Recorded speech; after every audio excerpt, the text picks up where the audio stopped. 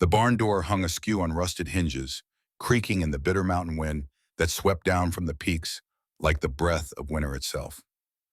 Victoria Wood pressed her trembling fingers against the weathered wood, her heart hammering against her ribs as she peered into the shadowed interior.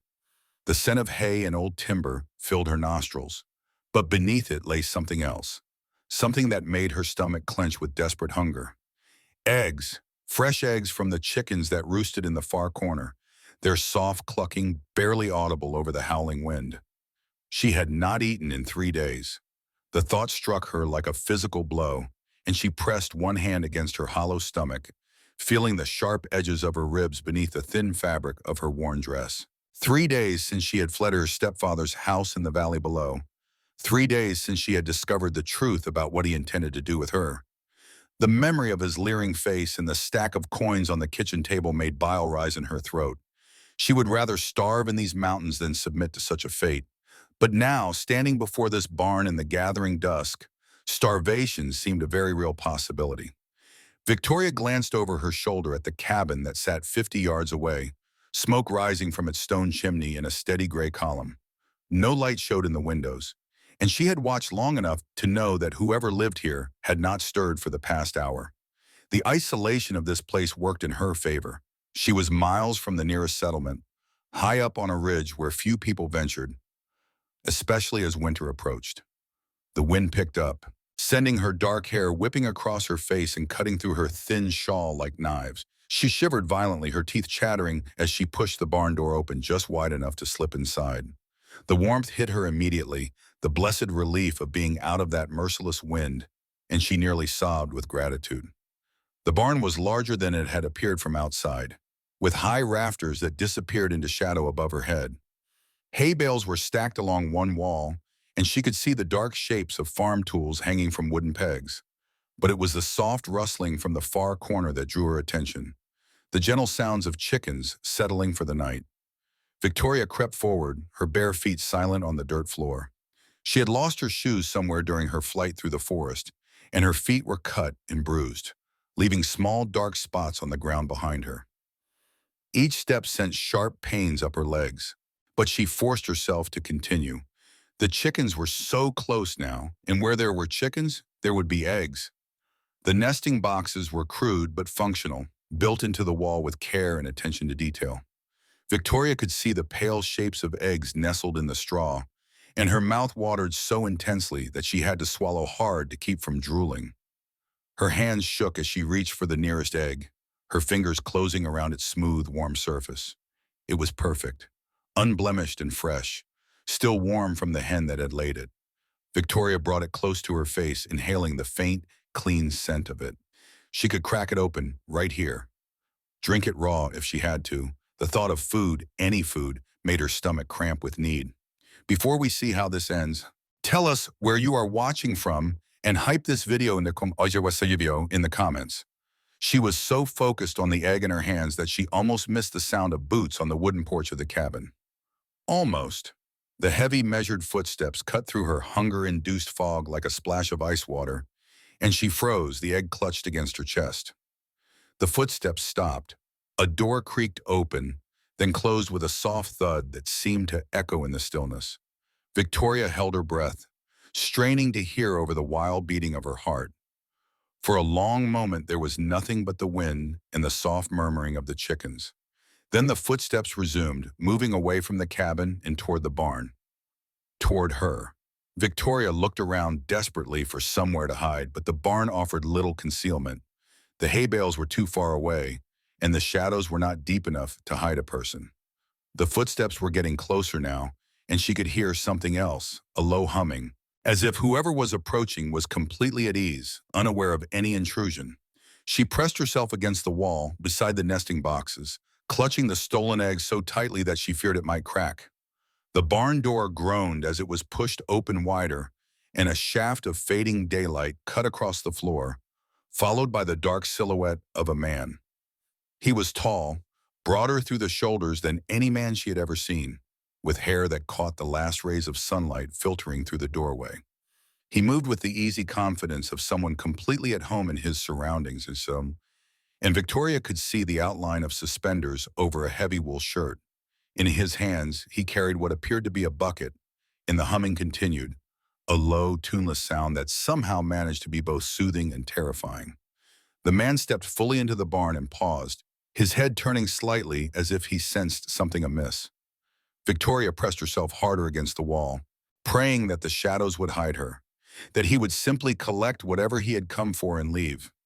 The egg in her hands seemed to pulse with warmth, a reminder of how close she had come to satisfying the gnawing hunger that had driven her to this desperate act. He took another step forward, then another, and Victoria could see his profile now in the dim light. His face was weathered and stern, with a strong jaw covered by several days' worth of dark beard. There was something about the set of his shoulders, the careful way he moved, that suggested a man accustomed to solitude, to the harsh realities of mountain life. The humming stopped. The silence that followed was absolute, broken only by the distant howl of wind around the barn's eaves. Victoria's lungs burned as she held her breath, afraid that even the smallest sound would give her away. The man stood motionless in the center of the barn, his head tilted as if listening for something only he could hear.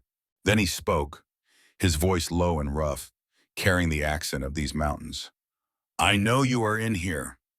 Victoria's heart stopped. The words hung in the air between them like a physical presence, and she felt her knees begin to shake. Still, she remained pressed against the wall, hoping against hope that he was mistaken, that he was speaking to some other intruder, perhaps a fox or raccoon that had found its way inside. Quote one, the man continued, setting his bucket down with a soft thud. Quote tone, 3 days.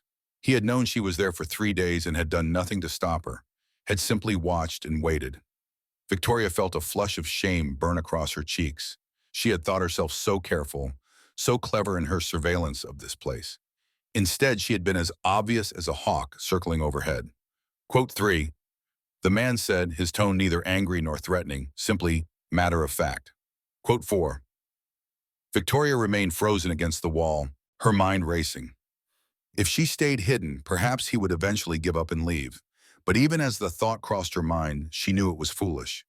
He had already proven that he was aware of her presence, had been aware of it for days. There was nowhere to run, nowhere to hide, and her legs were too weak from hunger and exhaustion to carry her far even if she tried. Slowly, reluctantly, she stepped away from the wall and into the dim light that filtered through the open doorway. The man turned toward her, and for the first time, she could see his face clearly. He was younger than she had expected, perhaps 30 years old, with dark eyes that seemed to take in every detail of her appearance in a single glance. His face was indeed weathered, marked by years of exposure to wind and sun, but there was something else there too, a quality she had not expected. Kindness, perhaps, or at least the absence of the cruelty she had learned to expect from men. He said simply, as if her appearance in his barn was the most natural thing in the world. Victoria clutched the egg tighter against her chest, acutely aware of how she must look. Her dress was torn and stained, her hair tangled and wild from 3 days in the wilderness. Her feet were bare and bloody, and she could feel dirt and leaves clinging to her skin. She had not seen herself in a mirror since fleeing her stepfather's house, but she could imagine the picture she presented. A wild thing, desperate and feral. "I'm sorry," she whispered, her voice barely audible above the wind. "I was so hungry, and I hoped that you might not notice just one egg." The man studied her for a long moment, his dark gaze moving from her face down to her bare feet and back again. She saw his jaw tighten slightly when he noticed the blood on her feet, and something flickered in his eyes that might have been anger, though she did not think it was directed at her. "Just one egg," he repeated, and there was something in his tone that made Victoria look up at him sharply. "Yes," she said, then added quickly, "I can pay you for it. I have a little money, not much, but I can give you something for it." It was a lie, and they both knew it. She had fled her stepfather's house with nothing but the clothes on her back, and even those were now barely more than rags. But she had to offer something, had to try to maintain some shred of dignity in this humiliating situation. The man shook his head slowly. He said, Victoria felt her cheeks burn with shame, but she forced herself to meet his gaze. Quote to 13, she admitted, Quote, quote, 15 down. He took a step closer and Victoria instinctively stepped back, her shoulder blades hitting the wall behind her. Quote, his words were harsh, but his tone remained level, almost conversational. Victoria felt tears prick at the corners of her eyes, but she blinked them back fiercely. She had not survived 3 days in the wilderness only to break down crying in front of a stranger. Quote, 17, she said, lifting her chin with what little defiance she could muster. Quote, 18, the man laughed, but there was no humor in the sound. Quote, 19, Victoria opened her mouth to argue, then closed it again. She knew he was right. She had been so focused on escaping her stepfather's house, on putting as much distance as possible between herself and that horrible fate he had planned for her, that she had not thought beyond the immediate need to run. Now, faced with the reality of her situation, she felt the full weight of her desperation settle over her like a shroud. Then what would you have me do? She asked, her voice barely above a whisper. Go back? Submit to what my stepfather has planned for me? Something changed in the man's expression at her words, a hardening around his eyes that made Victoria take another step back despite the wall behind her. Quote, 22, he asked, his voice dangerously quiet. Victoria hesitated. She had not meant to reveal so much, had not intended to share the shameful details of her situation with this stranger. But there was something in his tone, in the way he was looking at her, that made her feel as though he would know if she lied. She said finally, the words coming out in a rush. Quote, 24, the silence that followed her words was deafening. The man stood, perfectly still, his hands clenched at his sides, and Victoria could see a muscle jumping in his jaw.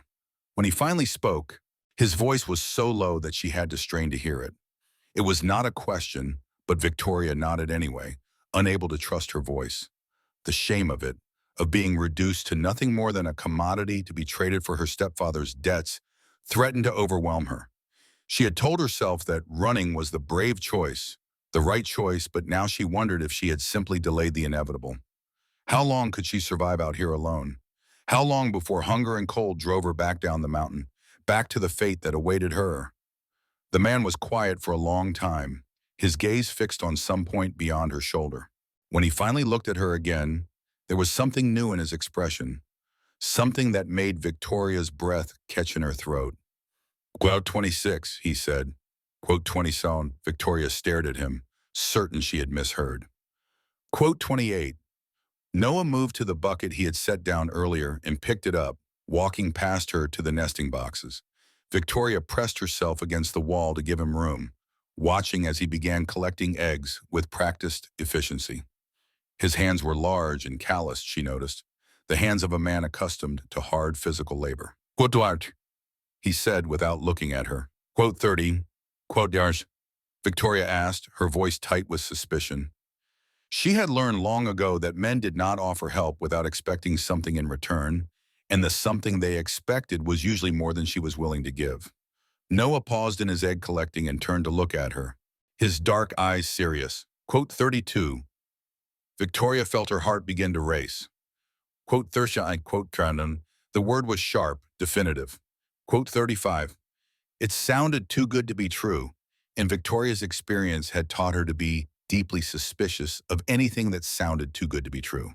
Men did not take in strange women out of the goodness of their hearts, especially not women in her desperate circumstances. Why, she asked. Why would you help me? You do not even know me. Noah finished collecting the eggs and straightened, the bucket now full of the pale, perfect spheres that had driven Victoria to this desperate act. He looked at her for a long moment before answering. Because I know what it is like to be alone, he said simply, and because no woman should be sold like cattle to pay a man's debts. There was something in his voice when he said those words, a depth of feeling that suggested personal experience with loneliness, perhaps even with injustice.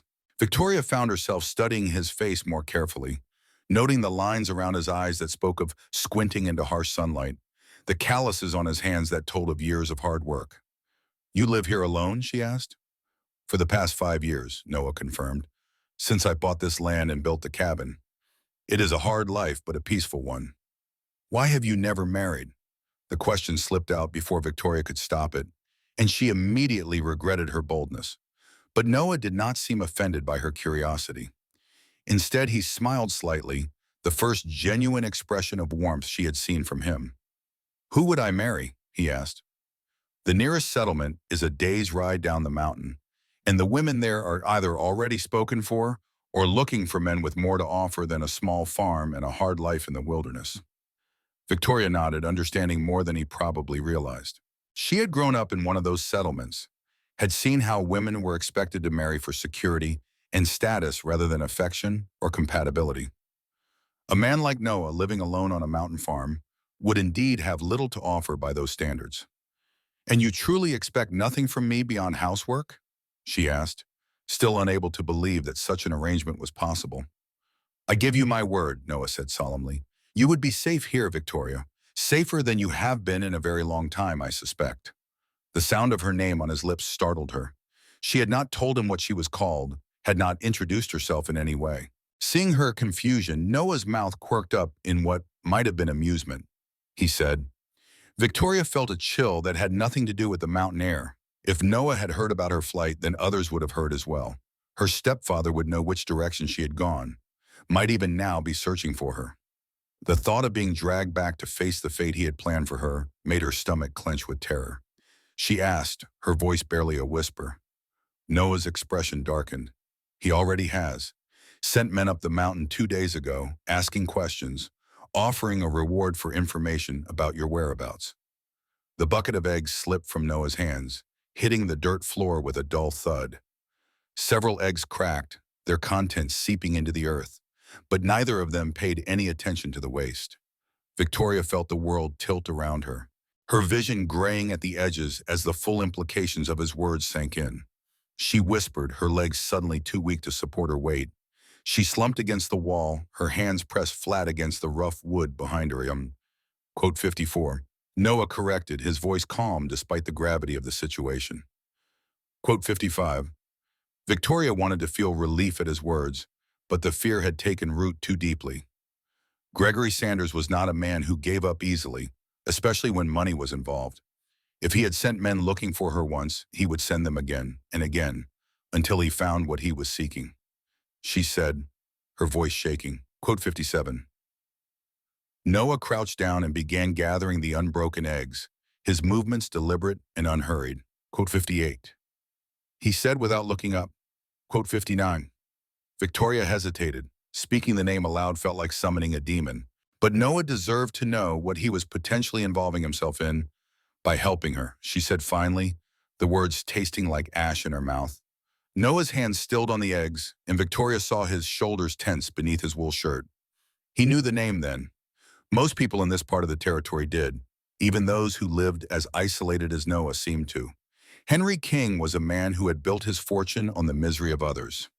He owned mines worked by men who could never earn enough to pay off their debts to the company store. He ran gambling houses where the games were rigged and the losers often disappeared. He controlled much of the illegal liquor trade in the territory, and it was rumored that he had killed more than one man with his own hands. Your stepfather borrowed money from Henry King, Noah said, his voice carefully neutral. Gambling debts, Victoria confirmed. Gregory has always been weak when it comes to cards and dice. He lost more than he could afford to pay, and when King came to collect, Gregory offered me as compensation. King agreed, but only if I came willingly. He has a reputation to maintain, you see. He likes to think of himself as a gentleman, not a man who takes women by force. Noah stood slowly, the rescued eggs cradled carefully in his large hands. And if you do not come willingly? Victoria swallowed hard. Then Gregory will be made an example of what happens to men who try to cheat Henry King. And I will be taken anyway once Gregory is dead. The barn fell silent except for the soft rustling of the chickens and the endless howl of the mountain wind. Victoria watched Noah's face, trying to read his expression in the dim light. She expected him to withdraw his offer now that he understood the true danger of helping her. No sane man would risk crossing Henry King for the sake of a desperate stranger. Instead, Noah walked to a wooden crate near the wall and carefully placed the salvaged eggs inside, nestling them in straw to prevent further breakage. When he turned back to Victoria, his expression was resolute. He said simply. Victoria stared at him, unable to believe what she was hearing. Quote 68. Quote 16. Noah replied, his voice steady. Quote 70. There was something in his tone, a quiet strength that reminded Victoria of the mountains themselves, immovable and enduring. She had spent so many years around weak men, men like Gregory who crumbled at the first sign of real pressure, that she had almost forgotten such strength existed. Quote 71, she said, making one last attempt to make him understand the magnitude of what he was offering. Noah shrugged, the gesture somehow both casual and profound. Quote 72.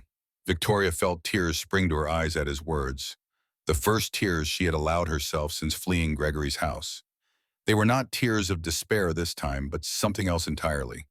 Hope, perhaps, or gratitude so profound it threatened to overwhelm her. I do not even know you, she whispered. Why would you risk so much for a stranger? Noah was quiet for a long moment, his gaze fixed on something beyond the barn walls. When he finally spoke, his voice was soft, almost contemplative. 5 years ago, I came to this mountain running from something too, he said. Different circumstances, but the same desperation, the same need to disappear. A family in the valley took me in, fed me, gave me work until I could buy this land and build a life for myself. They asked for nothing in return except that I pass the kindness forward if I ever had the chance. He looked at her then, his dark eyes serious. This is my chance. Victoria felt something shift inside her chest, a loosening of the tight knot of fear and despair that had been her constant companion for so many days. For the first time since fleeing Gregory's house, she allowed herself to believe that escape might actually be possible. She asked, quote 79, Noah seemed to consider the question carefully before answering. Quote 80, quote 81 Hermao 82. Victoria nodded slowly, beginning to see the wisdom in his plan. Winter in these mountains was harsh and unforgiving, but it was also isolating. If she could survive until spring, perhaps King would lose interest, find some other way to collect what Gregory owed him. Quote 83, Noah said, his tone becoming more serious.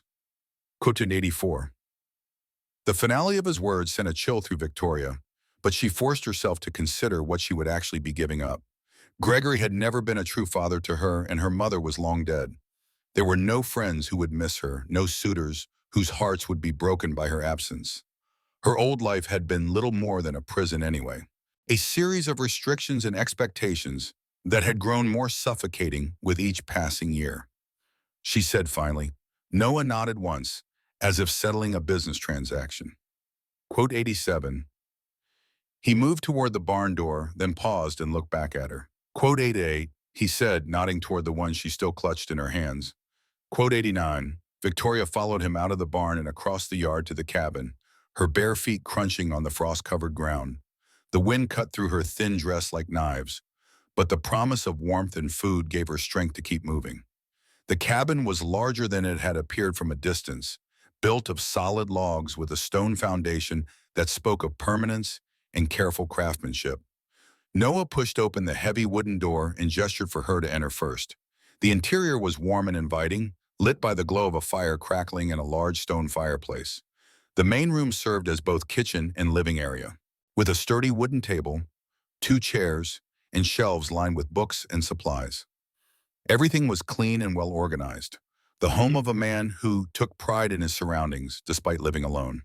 Quote 90, Noah said, indicating one of the chairs near the fire. Quote 91, Victoria sank into the chair gratefully, holding her hands out toward the flames. The warmth felt like a physical caress after days of cold, and she had to bite back a sob of relief. She watched as Noah moved around the kitchen with practiced efficiency, stoking the fire under a cast iron stove, filling a pot with water from a pitcher on the counter. She asked, curious despite her exhaustion. Noah replied without turning around. Quote 94. Victoria nodded, impressed by his ingenuity. Building such a system would have required considerable skill and planning, not to mention back-breaking labor.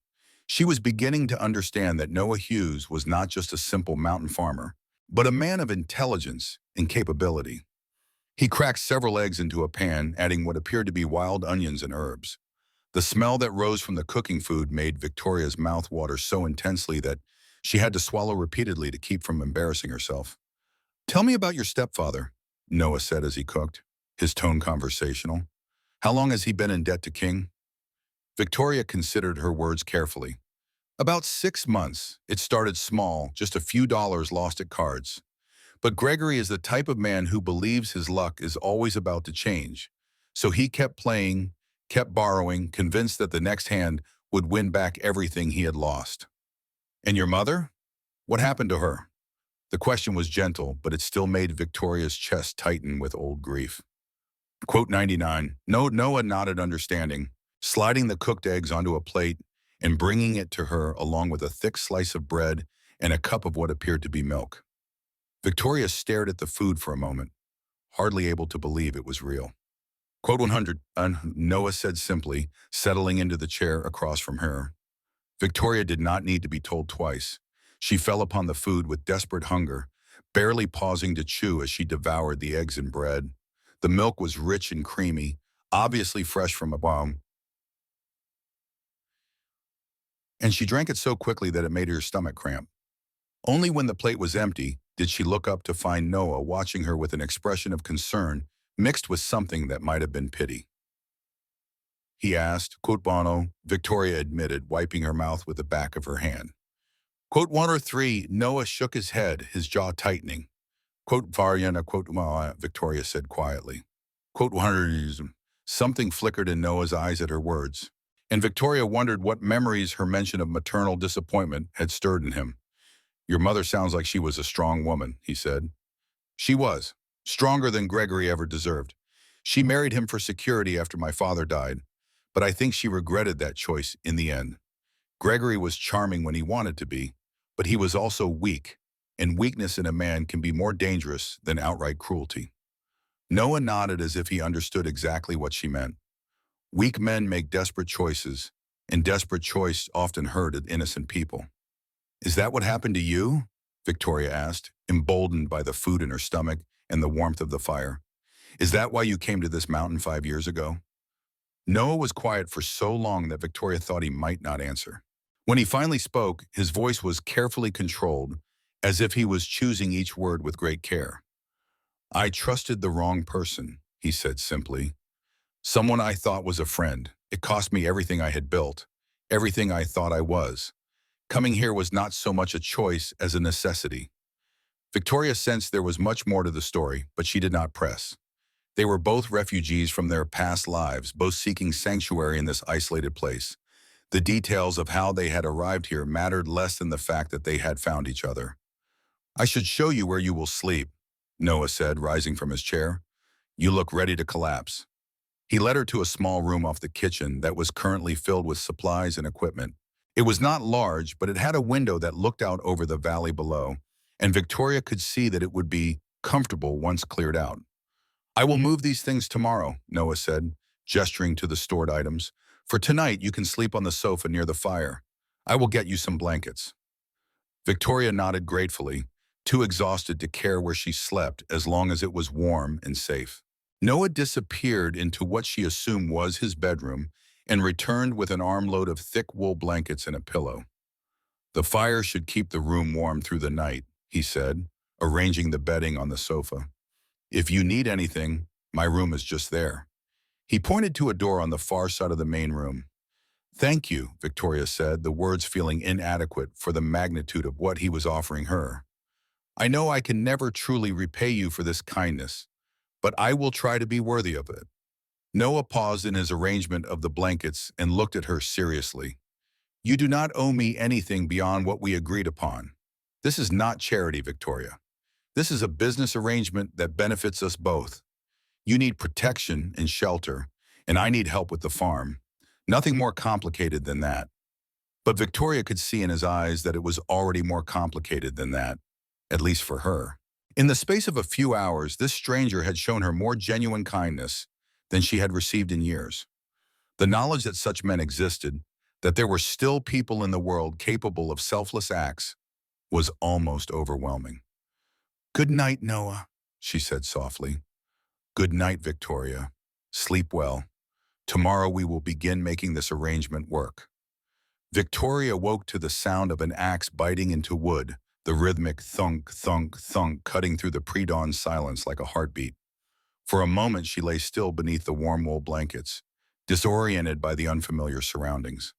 Then memory flooded back, and with it a mixture of relief and lingering fear that made her stomach clench. She was safe for now. But safety, she had learned, was often a temporary condition. The fire had burned low during the night, leaving the cabin chilly but not cold. Victoria sat up slowly, her body protesting after days of sleeping on the hard ground. Through the window, she could see the first pale hints of dawn creeping over the mountain peaks, painting the sky in shades of gray and pink. The axe work continued outside, steady and purposeful. Victoria rose and moved to the window, peering out to see Noah splitting wood near a large pile of logs. He had obviously been at work for some time, his breath forming white clouds in the cold air as he swung the heavy tool with practiced ease. He had removed his shirt despite the chill, and Victoria found herself studying the play of muscles across his back and shoulders as he worked. There was something mesmerizing about the rhythm of his movements, the controlled power with which he wielded the axe.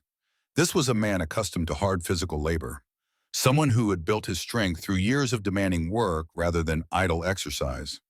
Victoria realized she was staring and quickly stepped back from the window, her cheeks burning with embarrassment. She had no business watching Noah in such a manner, especially given the precarious nature of their arrangement. He had offered her sanctuary and protection, and she would not repay that kindness by making him uncomfortable in his own home. She busied herself folding the blankets and straightening the sofa, trying to erase any evidence of her presence. When that was done, she looked around the kitchen, wondering if there was something useful she could do to begin earning her keep. The dishes from last night's meal had been washed and put away, but Victoria could see that the water bucket was nearly empty. She remembered Noah mentioning a spring up the ridge, and while she did not think she could manage the quarter-mile walk in her current condition, she could at least prepare for his return by organizing the kitchen. The shelves were well stocked with supplies, sacks of flour and cornmeal, jars of preserved vegetables, dried meat wrapped in cloth. Everything was neatly organized and carefully labeled, evidence of a methodical mind that planned ahead for the long mountain winters. Victoria was examining a jar of what appeared to be wild honey when the cabin door opened and Noah entered, carrying an armload of split wood. He had put his shirt back on, she noted with relief, though it was now damp with sweat despite the cold morning air. Quote, 125, he said, moving to stack the wood beside the fireplace. Quote, twice, quote, 100, Victoria replied. Quote, what gone? Noah nodded, adding several pieces of wood to the fire and stirring it back to life. Quote, when Victoria's stomach answered for her with a loud rumble that made her blush. She had eaten more last night than she had in days, but her body was still desperately trying to recover from the prolonged hunger. I could make breakfast, she offered. If you would like, I am a decent cook, and I would like to begin contributing to the household. Noah studied her for a moment, and Victoria wondered if he was having second thoughts about their arrangement. In the harsh light of morning, perhaps he was realizing the foolishness of taking in a stranger, especially the one who came with the kind of dangerous complications she brought. Can you cook over a wood fire? He asked finally. Yes, my mother taught me when I was young, before we moved to town and had a proper stove. I remember the techniques. Noah nodded and moved to the kitchen area, pulling ingredients from the shelves. Flapjacks? He suggested. I have flour, eggs, milk from the cow. There is bacon as well, and coffee. Victoria felt her mouth water at the mention of coffee. She had not tasted real coffee in months, Gregory having sold their coffee beans to pay gambling debts and replaced them with roasted grain that barely resembled the real thing. That sounds wonderful, she said, moving to join him at the counter. What can I do? Noah showed her where everything was kept, explaining the quirks of the wood-burning stove and the best way to regulate its temperature. Victoria found herself standing closer to him than was strictly necessary, breathing in the scent of wood smoke and clean sweat that seemed to cling to his clothes. There was something deeply comforting about working alongside him in the warm kitchen, something that reminded her of happier times with her mother before Gregory's gambling had cast a shadow over their lives. The simple domesticity of preparing a meal together felt almost revolutionary after years of walking on eggshells around her stepfather's volatile moods. You said last night that King's men came looking for me, Victoria said, as she mixed batter for the flapjacks. What exactly did they ask? Noah was slicing bacon with a sharp knife, his movements precise and economical. They wanted to know if anyone had seen a young woman traveling alone, someone who might be hiding in the mountains. They offered a reward for information. How much? Victoria asked, though she was not sure she wanted to know the answer. $50. Victoria's hands stilled on the mixing bowl. $50 was more money than most people in these mountains saw in a year. It was enough to tempt even honest men into betrayal, especially as winter approached and supplies ran low. Quote 143, she said quietly. 144. Noah agreed, a quote 145. Victoria hoped he was right, but she could not shake the feeling that $50 would be a powerful temptation for someone facing a hard winter. She had learned not to trust in the goodness of human nature, had seen too many people choose personal gain over moral principle. Quote 146, she asked. Quote 147. Victoria nodded, taking some comfort in the technical truth of his statement. Noah had not lied to dangerous men on her behalf, which meant he had not yet committed himself to a course that could not be undone. She said with certainty. Noah moved to the stove and began laying strips of bacon in a large iron skillet. The meat sizzled and popped, filling the kitchen with a rich, smoky aroma that made Victoria's stomach clench with hunger. Let them come, he said simply. By then, you will have been here long enough to establish a legitimate claim to residency. I will introduce you as my housekeeper, someone I hired from a settlement down south. No one will question the story if we present it confidently. Victoria poured batter into another skillet, watching as it spread and began to bubble at the edges. You have thought this through carefully. I have had 3 days to think while watching you watch my farm, Noah replied with what might have been amusement. I do not make important decisions lightly. They worked in comfortable silence for a while, the kitchen filling with the sounds and smells of a proper breakfast. Victoria found herself relaxing despite her fears, lulled by the domestic routine and the solid presence of the man beside her. It was only when she turned to reach for a plate that she noticed Noah had gone very still, his head tilted as if listening for something. Victoria froze as well, straining her ears for whatever had caught his attention. There beneath the crackling of the fire and the sizzling of the bacon, she heard it, the distant sound of horses moving up the mountain trail toward the cabin. Noah moved quickly, stepping to the window and peering out through a gap in the curtains. Victoria saw his jaw tighten, and when he turned back to her, his expression was grim. 3 riders, he said quietly, coming fast. Victoria felt the bottom drop out of her stomach. Kingsmen? Most likely. They are still a ways off, but they will be here within the hour. Victoria's mind raced, panic threatening to overwhelm her ability to think clearly. An hour was not enough time to run, not in her condition and not in broad daylight. They would see her fleeing and give chase, and she would be caught within minutes. 159, she asked, hating the tremor in her voice. Noah was already moving, pulling the bacon from the fire and covering the flapjacks with a cloth. Noah turned to face her, his dark eyes serious but calm. Victoria nodded, trying to absorb his confidence to make it her own, but her hands were shaking as she smoothed down her hair, and she knew that her fear would be written clearly across her face for anyone who cared to look. Noah's voice was gentle but firm, and she looked up to meet his gaze. I will not let them take you. Do you understand me? Whatever happens, I will not let them take you. The quiet certainty in his voice did more to calm her fears than any amount of reassurance could have. This man, this virtual stranger, was prepared to stand between her and Henry King's men. The knowledge was both humbling and terrifying. Quote 166, she asked, the question slipping out before she could stop it. Quote 167. No, Noah was quiet for a moment, his gaze moving to the window where the sound of approaching horses was growing steadily louder. Quote 168, he said finally. Quote 169. Before Victoria could ask what he meant by that, Noah was moving again, checking the load in a rifle that hung above the fireplace and sliding it back into place with practiced ease. Quote 170, he said, turning back to her. Quote 101. Victoria nodded, trying to project a confidence she did not feel. Outside, the sound of hoofbeats was growing closer, and with them came the possibility that her brief taste of safety was about to come to a violent end. The riders would arrive soon, and with them, the first real test of whether Noah Hughes was the kind of man who kept his word, even when keeping it might cost him everything. The hoofbeats grew louder, echoing off the mountain walls like thunder rolling through the valley.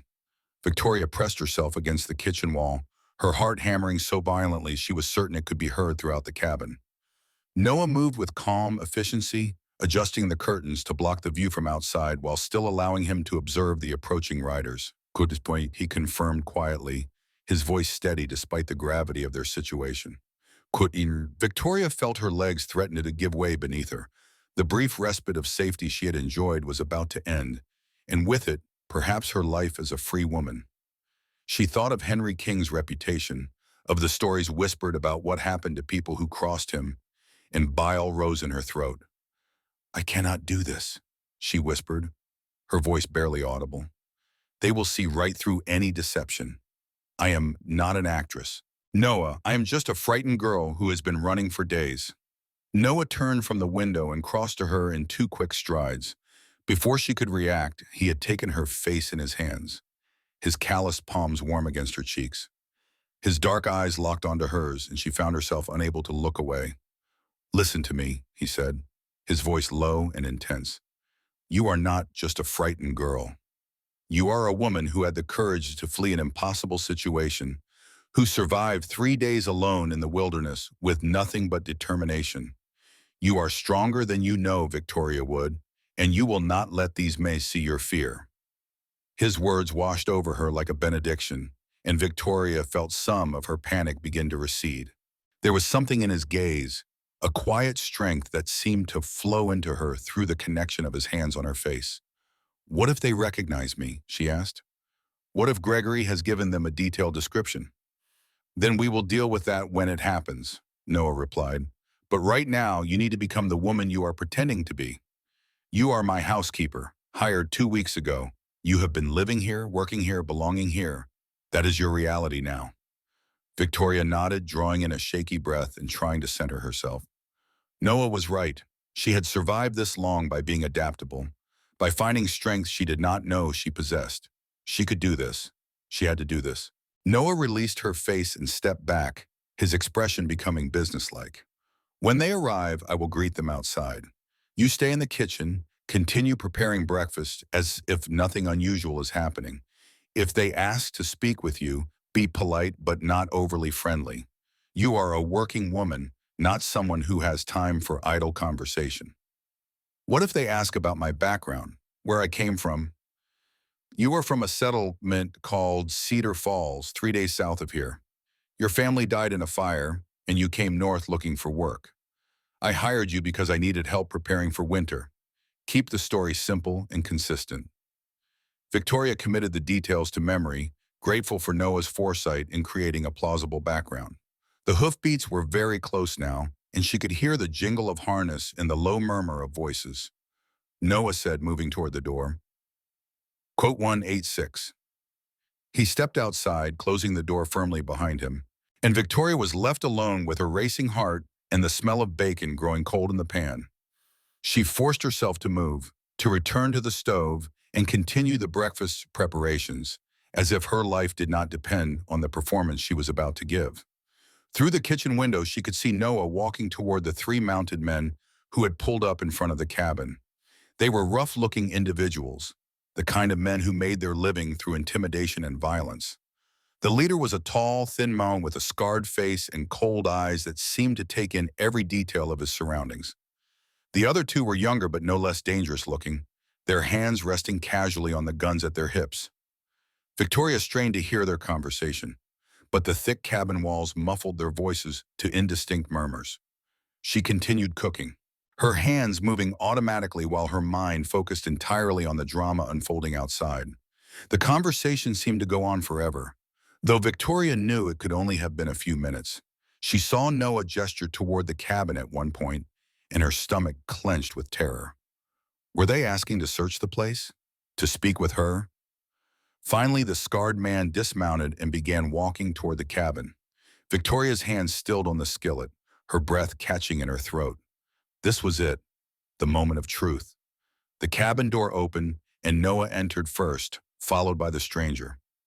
Up close, the man was even more intimidating, with pale eyes that seemed to see everything and miss nothing. He wore a long coat that could not quite hide the weapons beneath it, and there was something in his bearing that spoke of casual cruelty. "This is Catherine Thompson," Noah said, his voice perfectly calm. "My housekeeper. Catherine, this is Ethan Nguyen. He is looking for someone who may have passed through the area." Victoria turned from the stove, wiping her hands on her apron and trying to project the kind of polite disinterest a working woman might show to unexpected visitors. The name Catherine felt strange on her tongue, but she forced herself to respond to it naturally. "Good morning," she said, inclining her head slightly. "I hope you gentlemen have not been traveling long in this cold." Ethan and Nguyen studied her with those pale, predatory eyes, and Victoria felt as though he was looking straight through her carefully constructed facade. She forced herself to meet his gaze steadily, remembering Noah's words about strength and belonging. Quote 191, Nguyen said, his voice carrying a slight accent that Victoria could not place. Quote 192. Victoria shook her head, maintaining her expression of polite interest. Quote 923. Quote Minerson. Nguyen repeated, his gaze never leaving her face. Quote 5. Quote Ikis. Victoria replied without hesitation. 197. Nguyen nodded slowly, but Victoria could see that he was not entirely convinced. There was something in his expression, a calculating quality that made her skin crawl. He observed. Victoria said, allowing a note of sadness to enter her voice. Quota 201. The man circled her slowly, like a predator sizing up potential prey. Victoria forced herself to remain still, to project the kind of resigned dignity that a woman in her supposed circumstances might possess. Quote 200. Nguyen said suddenly, stopping directly in front of her director. Victoria felt her heart skip, but she managed to keep her voice steady. Quote 203. Noah stepped forward slightly, his movement subtle but protective. Kyodoshro.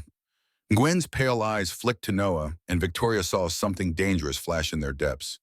"I am sure she can speak for herself, Mr. Hughes." The tension in the room was thick enough to cut with a knife. Victoria could feel the weight of both men's attention on her, and she knew that her next words could determine her fate. Quote 206, she said quietly. Quote 207. Nguyen stared at her for a long moment, and Victoria felt sweat beading on her forehead despite the cool morning air. Finally, he nodded and stepped back. Quote 201, he said, though his tone suggested the conversation was far from over. Quote, Victoria replied, though the thought made her stomach turn. Nguyen moved toward the door, then paused and turned back. Quote 211. Victoria's blood turned to ice in her veins. She did indeed have such a scar, a crescent-shaped mark from when she had grabbed a hot poker as a child. It was not large or particularly noticeable unless someone was looking for it, but it was there, and if Nguyen had mentioned it, then Gregory had provided a very detailed description indeed. "No," she said, fighting to keep her voice steady, "I have seen no such mark." Nguyen nodded and left the cabin, Noah following close behind. Victoria sank into a chair, her legs finally giving way beneath her. Her hands were shaking so violently that she had to clasp them together to still them. Through the window, she could see the three men mounting their horses. The conversation outside was brief, and then they were riding away, disappearing down the mountain trail as quickly as they had come. Noah returned to the cabin, his expression grim. He moved to the window and watched until the riders were completely out of sight before turning to Victoria. "They are gone," he said simply. Victoria nodded, but she could not seem to stop shaking. The encounter had been even worse than she had feared, and the mention of her scar had shaken her to her core. "He knew," she whispered, "about the scar. Gregory told them about the scar." Noah crossed to her and knelt beside her, his dark eyes filled with concern. "But you handled it perfectly. You did not give them any reason to suspect you." "Did I not?" Victoria laughed, the sound brittle and close to hysteria. "He was suspicious from the moment he saw me. I could see it in his eyes." "Suspicion is not proof," Noah said firmly. "And even if he suspects, he cannot act without certainty. You bought us time, Victoria. That is all we can do right now." Victoria wanted to believe him, but she could not shake the feeling that Ethan Nguyen was not the type of man to give up easily. He would be back, and next time, he would be better prepared. "What did they say to you outside?" she asked. Noah's jaw tightened slightly. Quote to quote on, Victoria nodded, trying to process everything that had happened. The immediate danger had passed, but she knew it was only temporary. Nguyen would investigate her story, would probably send someone to Cedar Falls to verify her background. When they found no record of Catherine Thompson or her supposed family, he would be back. Quote Tom, she asked. Noah considered the question carefully. Quote Tom, a week. It was not much time, but perhaps it would be enough to come up with a better plan. Victoria tried to think of alternatives, but her mind kept returning to the same grim conclusion. There was nowhere to run, nowhere to hide that Henry King's men could not eventually find her. "I should leave," she said suddenly, the words surprising her as much as they seemed to surprise Noah. "I should go now, before they come back. I have brought enough danger to your doorstep." Noah's expression darkened. Quote 230, quote 231, quote. Noah replied, his voice hard. Quote to the dump. Victoria stared at him, unable to comprehend the depth of his commitment to a woman he barely knew. Quote, the key, she asked the question that had been haunting her since their first conversation. Quote to 235. Noah was quiet for a long moment, his gaze fixed on the cold fireplace. When he finally spoke, his voice was so low that Victoria had to strain to hear it. Quote 236, he said. Quote to 237. Victoria felt her heart sink as she began to understand where this story was leading. Quote 238. Noah continued. Quote 239. Quote 240. Victoria asked, though she dreaded the answer. Quote 240 went down. Noah said, the word heavy with self-loathing. Quote 242. Victoria closed her eyes, knowing instinctively how this story ended. Quote 243, Noah said. Quote 224. The pain in his voice was raw and immediate, as if the events had happened yesterday rather than 5 years ago. Victoria felt tears sting her eyes as she began to understand the true motivation behind his offer of help. Quote 245, she said softly. Quote 246. Noah replied on quote 247. Victoria reached out and placed her hand over his, feeling the calluses and scars that told the story of his hard life on this mountain. Noah looked at her with eyes full of anguish. Quote Bowen. The weight of his words settled over Victoria like a blanket, heavy with implication and promise. She was not just a stranger he was helping out of kindness. She was his chance at redemption, his opportunity to right a wrong that had haunted him for years. Quote 251, she said gently. Quote 255. Noah agreed. Quote 23. Victoria felt something shift inside her chest. A warming that had nothing to do with the fire crackling in the hearth. For the first time since this nightmare began, she felt truly seen, truly understood. Noah was not helping her out of pity or obligation, but out of a deep personal need to prove that good could triumph over evil, that courage could overcome fear. "Want to do it for?" she asked. Noah stood and moved to the window, scanning the mountainside for any sign of the returning riders. Quote 255, quote 256.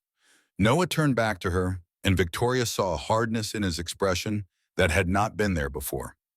Quote 257. The next 3 days passed in a strange mixture of domestic normalcy and underlying tension. Victoria threw herself into the work of managing Noah's household, partly to prove her worth and partly to keep her mind occupied.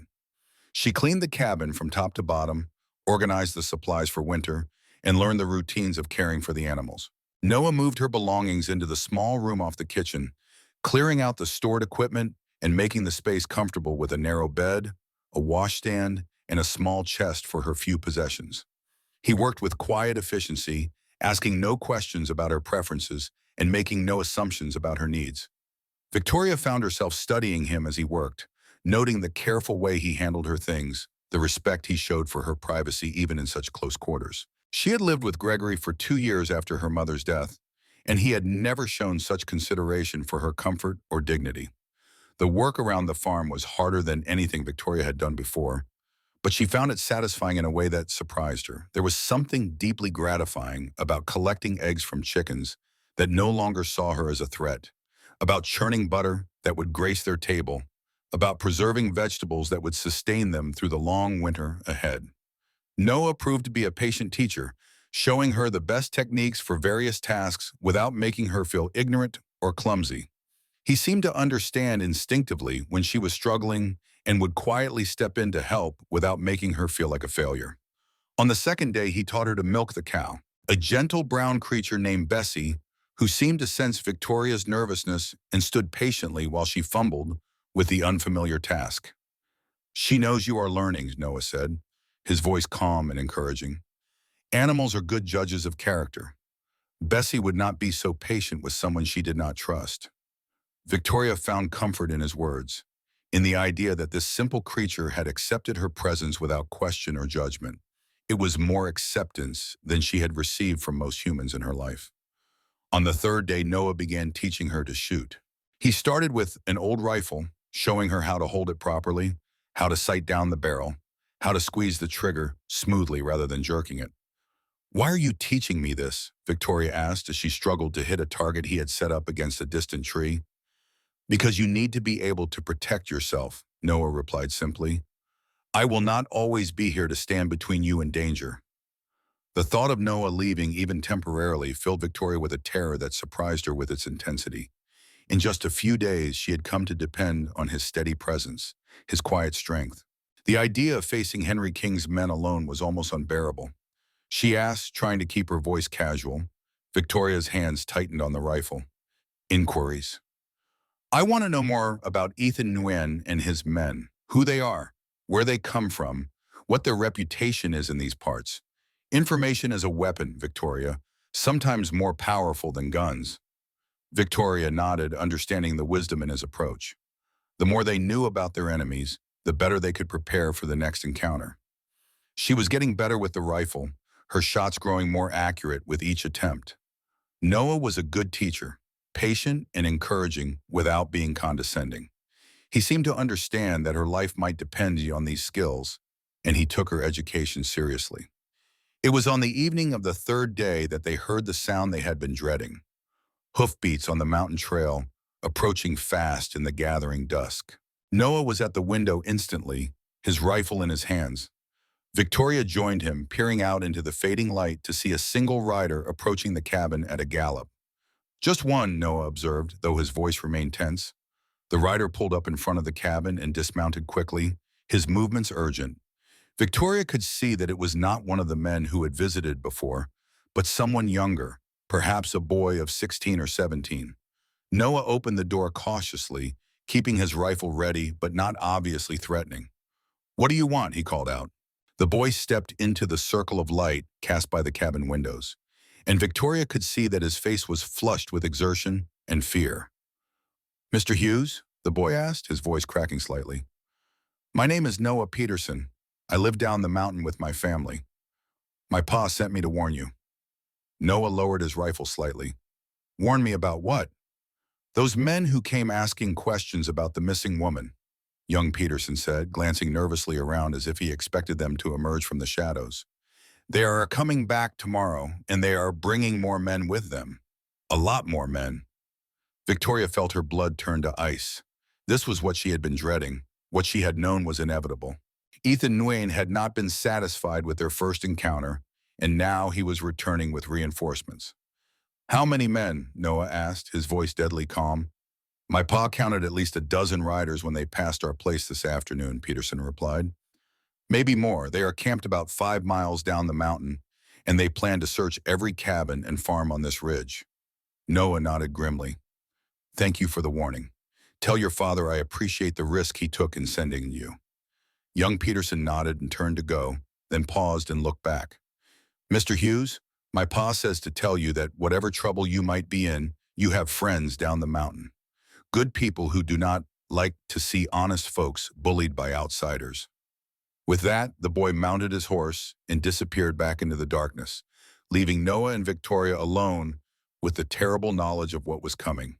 Noah closed the door and turned to face Victoria, his expression grim but determined. "A dozen men," he said quietly. "Too many to fight, too many to hide from." Victoria sank into a chair, her legs suddenly too weak to support her in. "It is over then. They will search the cabin, find me, and take me back to Henry King. No, Noah said firmly. We are not giving up, not yet.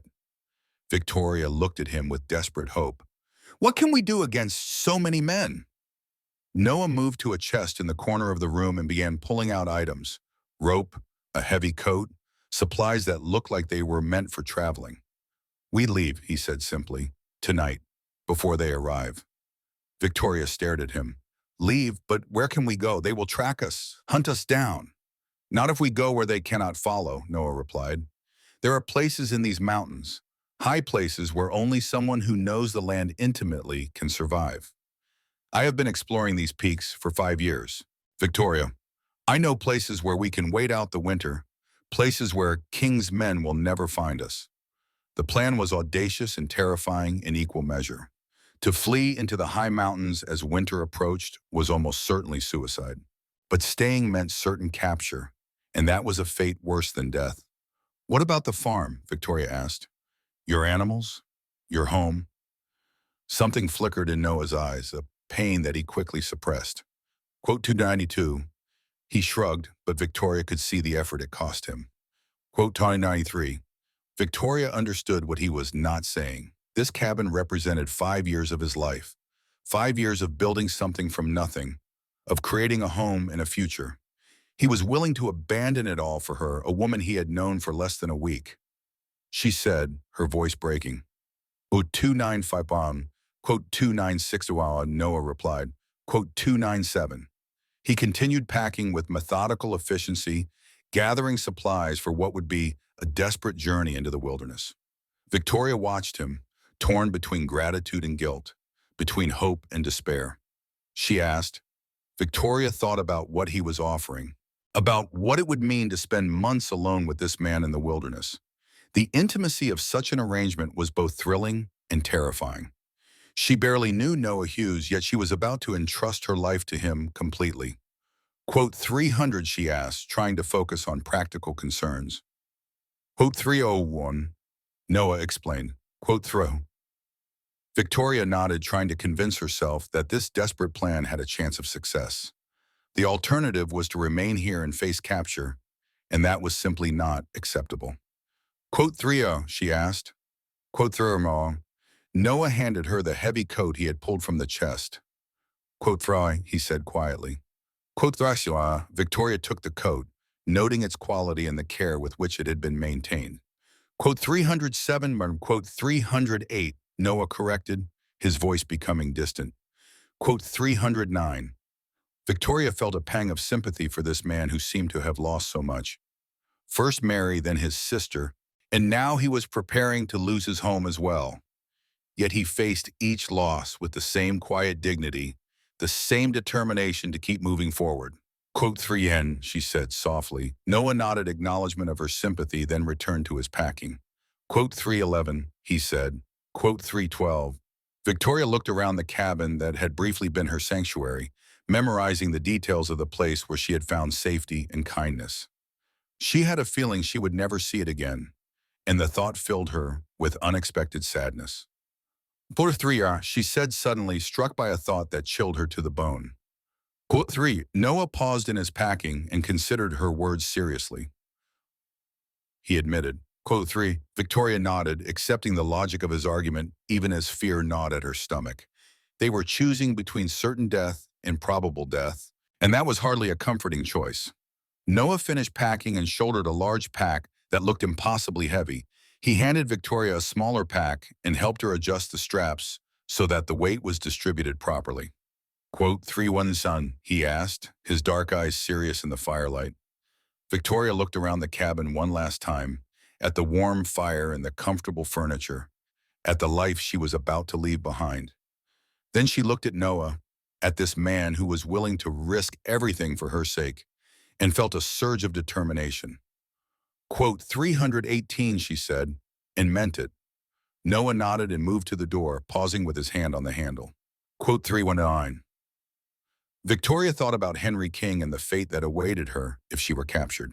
She thought about Gregory and his willingness to sell her to pay his debts. She thought about all the ways her life had been shaped by the cruelty and weakness of others. Then she thought about Noah Hughes, about his quiet strength and unwavering integrity, about the way he had looked at her when he promised she would be safe. For the first time in her life, she was choosing her own path, making her own decision about her future. Quote 320, she said firmly. Quote 321. Noah opened the door and together they stepped out into the cold mountain night, leaving behind safety and certainty for the unknown dangers of the wilderness. Behind them, the cabin stood empty and dark, a monument to dreams abandoned and lives forever changed. The mountain trail was treacherous in the darkness, little more than a narrow path carved into the rocky slope by generations of deer and the occasional human traveler. Noah led the way with sure-footed confidence, his intimate knowledge of the terrain evident in every step. Victoria followed close behind, her heart pounding with exertion and fear as they climbed steadily higher into the cold night. The moon was nearly full, casting enough silver light to illuminate the path ahead, but also making them visible to anyone who might be watching from below. Victoria found herself glancing back constantly, expecting to see torches or lanterns pursuing them up the mountain. But the valley remained dark and quiet. They had been climbing for over an hour when Noah finally called a halt, leading Victoria to a small clearing sheltered by towering pine trees. The air was thin at this altitude, and Victoria was breathing hard despite her efforts to keep up with Noah's relentless pace. "We rest here for a few minutes," Noah said quietly, setting down his pack and pulling out a water bottle. "But not long. We need to be much higher before daylight." Victoria gratefully accepted the water, her throat parched from the cold mountain air. The silence around them was absolute, except for the whisper of wind through the pine needles and the distant call of a night bird. "How much farther?" she asked, her voice barely above a whisper. "Several more hours to reach the first cache," Noah replied. "The trail gets steeper from here and more dangerous. Stay close to me and watch where you step. A fall at this altitude could be fatal." Victoria nodded, trying not to think about the drop-off she had glimpsed in the moonlight as they climbed. The mountains seemed to stretch endlessly above them, a wall of rock and snow that disappeared into the darkness. "Noah," she said hesitantly, "what if we cannot find your caches? What if the supplies have been damaged or stolen?" "Then we improvise," Noah said simply. "I have survived in worse conditions with less preparation. We will manage." His calm confidence was reassuring, but Victoria could not shake the feeling that they were embarking on a journey from which they might never return. The mountains were beautiful in the moonlight, but they were also utterly unforgiving. One mistake, one moment of carelessness, and they would both be dead. They resumed their climb, the trail becoming increasingly difficult as they gained altitude. Victoria's legs burned with the effort of the ascent, and she could feel blisters forming on her feet despite the sturdy boots Noah had found for her. But she forced herself to keep moving, driven by the knowledge that their lives depended on reaching safety before dawn. As they climbed, Noah began to point out landmarks and features of the terrain, teaching Victoria to read the mountain as they traveled. Quote 331, he said, indicating a distinctive outcropping of granite. Quote 332.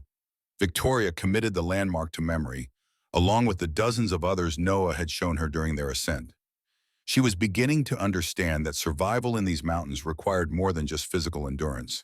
It demanded an intimate knowledge of the land, an ability to navigate by subtle signs and natural markers that would be invisible to the untrained eye.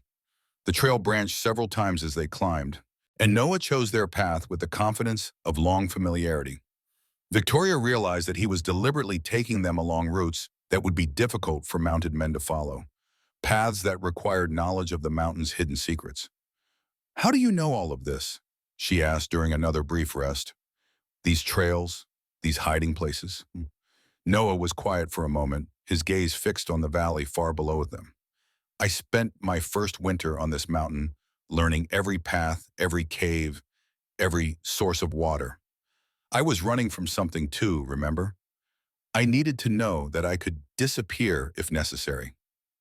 Victoria wanted to ask what he had been running from, but something in his tone warned her that the subject was not open for discussion. They all had their secrets, their reasons for seeking isolation in these unforgiving heights. The sky was beginning to lighten in the east when they finally reached Noah's first cache. It was hidden in a natural cave behind a waterfall, the entrance so well concealed that Victoria would never have found it without guidance. Noah moved a carefully placed pile of rocks and revealed a narrow opening just large enough for a person to crawl through. He said, disappearing into the cave with practiced ease. Victoria stood in the spray from the waterfall, marveling at the ingenuity of the hiding place. The sound of falling water would mask any noise from within the cave, and the moisture would help preserve stored supplies. Noah had clearly put considerable thought into selecting this location. He emerged from the cave carrying a bundle wrapped in oilcloth, his expression satisfied.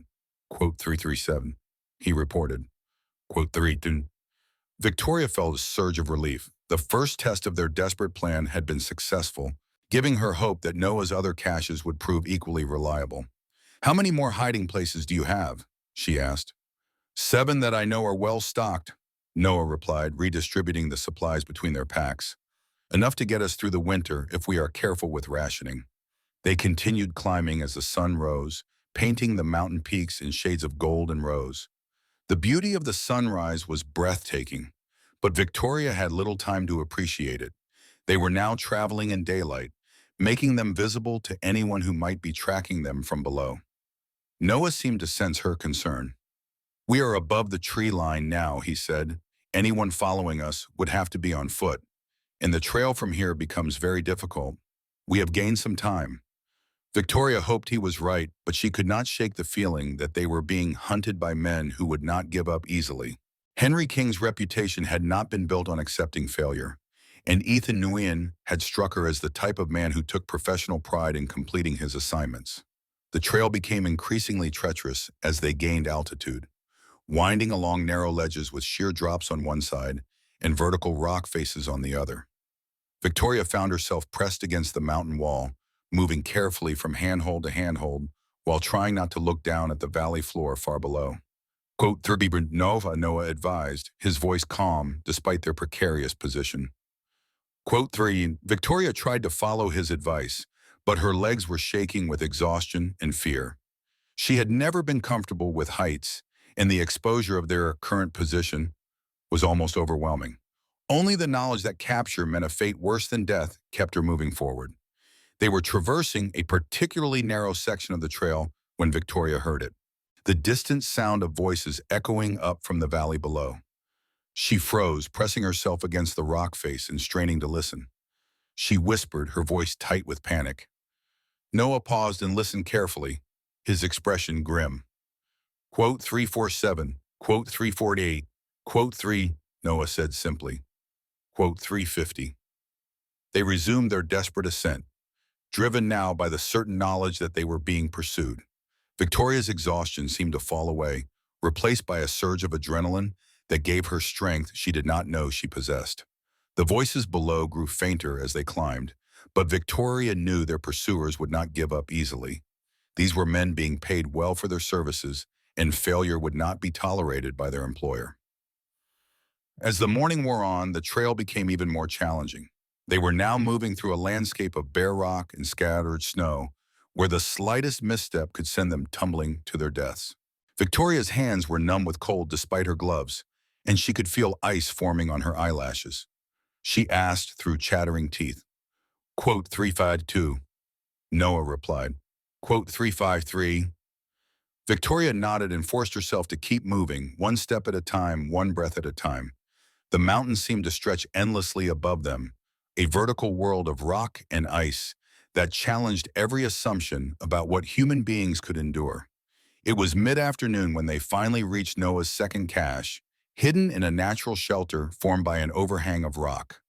Victoria collapsed gratefully onto a bed of pine boughs that Noah had prepared, her entire body shaking with exhaustion and cold. Noah immediately set about building a small fire, using dry wood he had stored in the shelter. The smoke would be visible from below, but they needed warmth more than concealment at this point. Drink this, he said, handing Victoria a cup of hot broth made from dried meat and vegetables. You need to get your body temperature up. Victoria wrapped her hands around the warm cup, grateful for the heat that seeped through her gloves. The broth tasted like salvation, rich and nourishing after hours of brutal climbing. Are we safe here? She asked, looking around at the natural walls of their shelter. For now, Noah replied. This place cannot be seen from below, and the approach is difficult enough that we would hear anyone trying to reach us. Victoria nodded and settled back against her pack, finally allowing herself to rest. The shelter was surprisingly comfortable, with sleeping areas carved into the rock and storage spaces for supplies. Noah had clearly spent considerable time preparing this refuge. "You have been planning this for a long time," she observed. "Not this specifically," Noah said, tending the fire. "But I learned early in my time on this mountain that a man needs options, places to go when the civilized world becomes too dangerous." Victoria studied his profile in the firelight, noting the lines of strain around his eyes, the tension in his shoulders.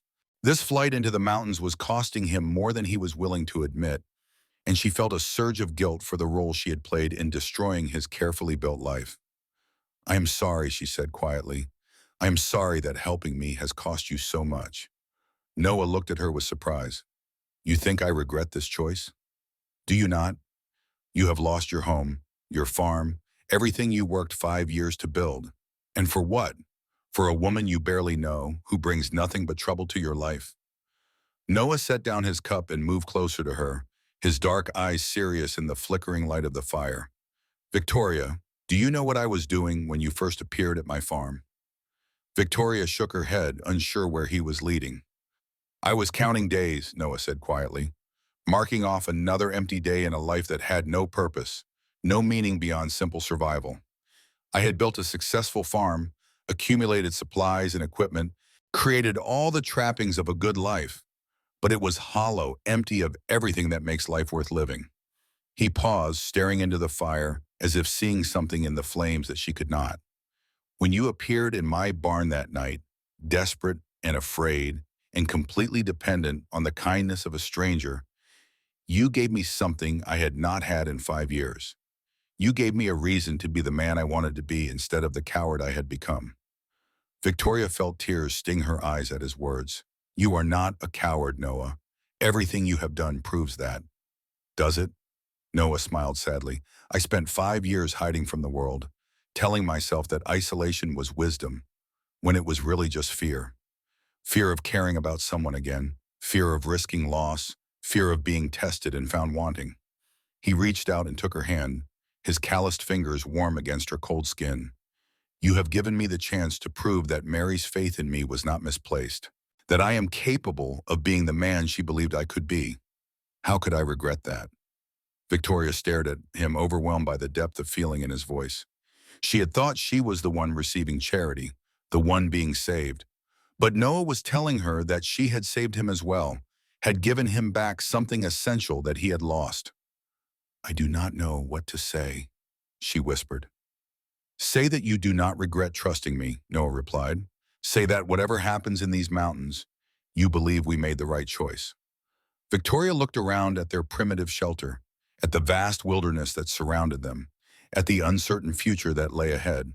Then she looked at Noah, at this man who had risked everything for her sake, and felt a certainty that surprised her with its strength.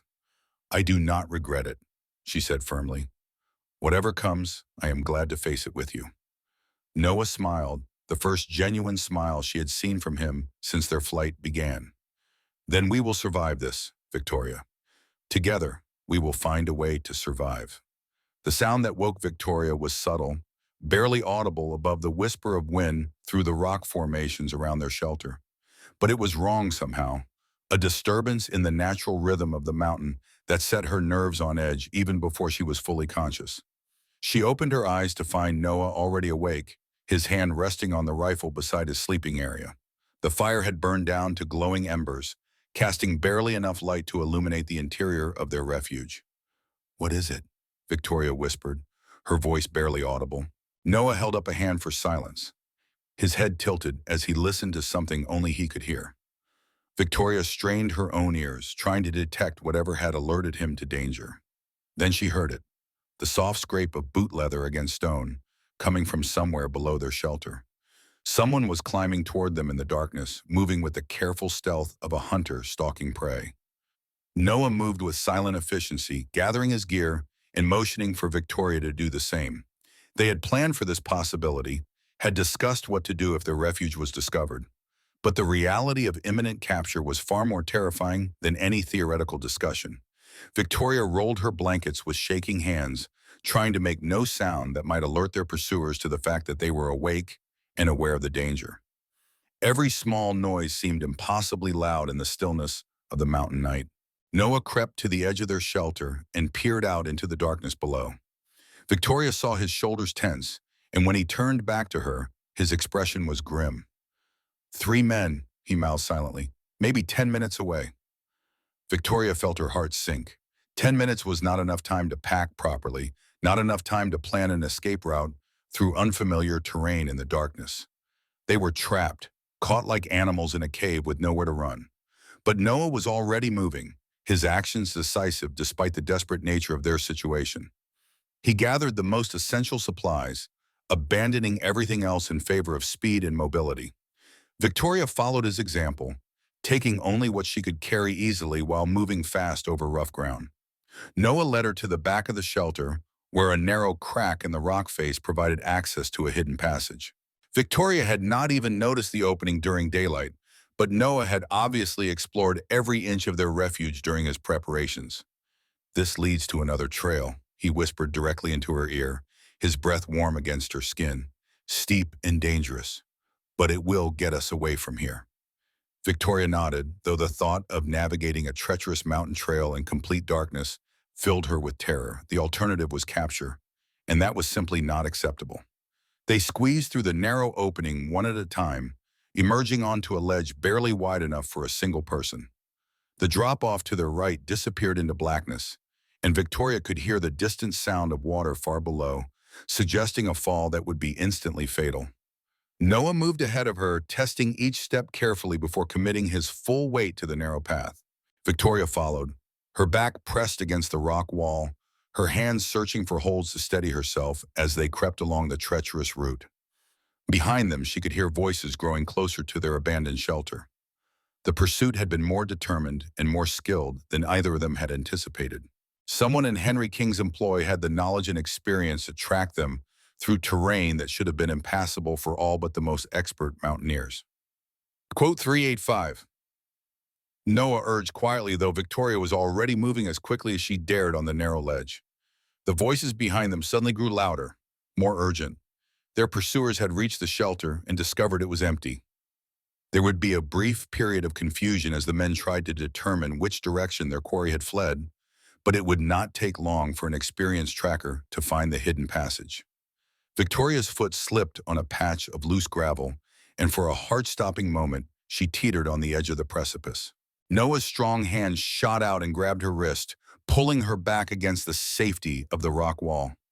He whispered, his voice steady despite their desperate circumstances. Quote 387.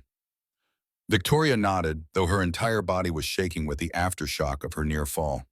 They continued along the ledge, moving with agonizing slowness through the darkness, while the sounds of pursuit grew steadily closer behind them.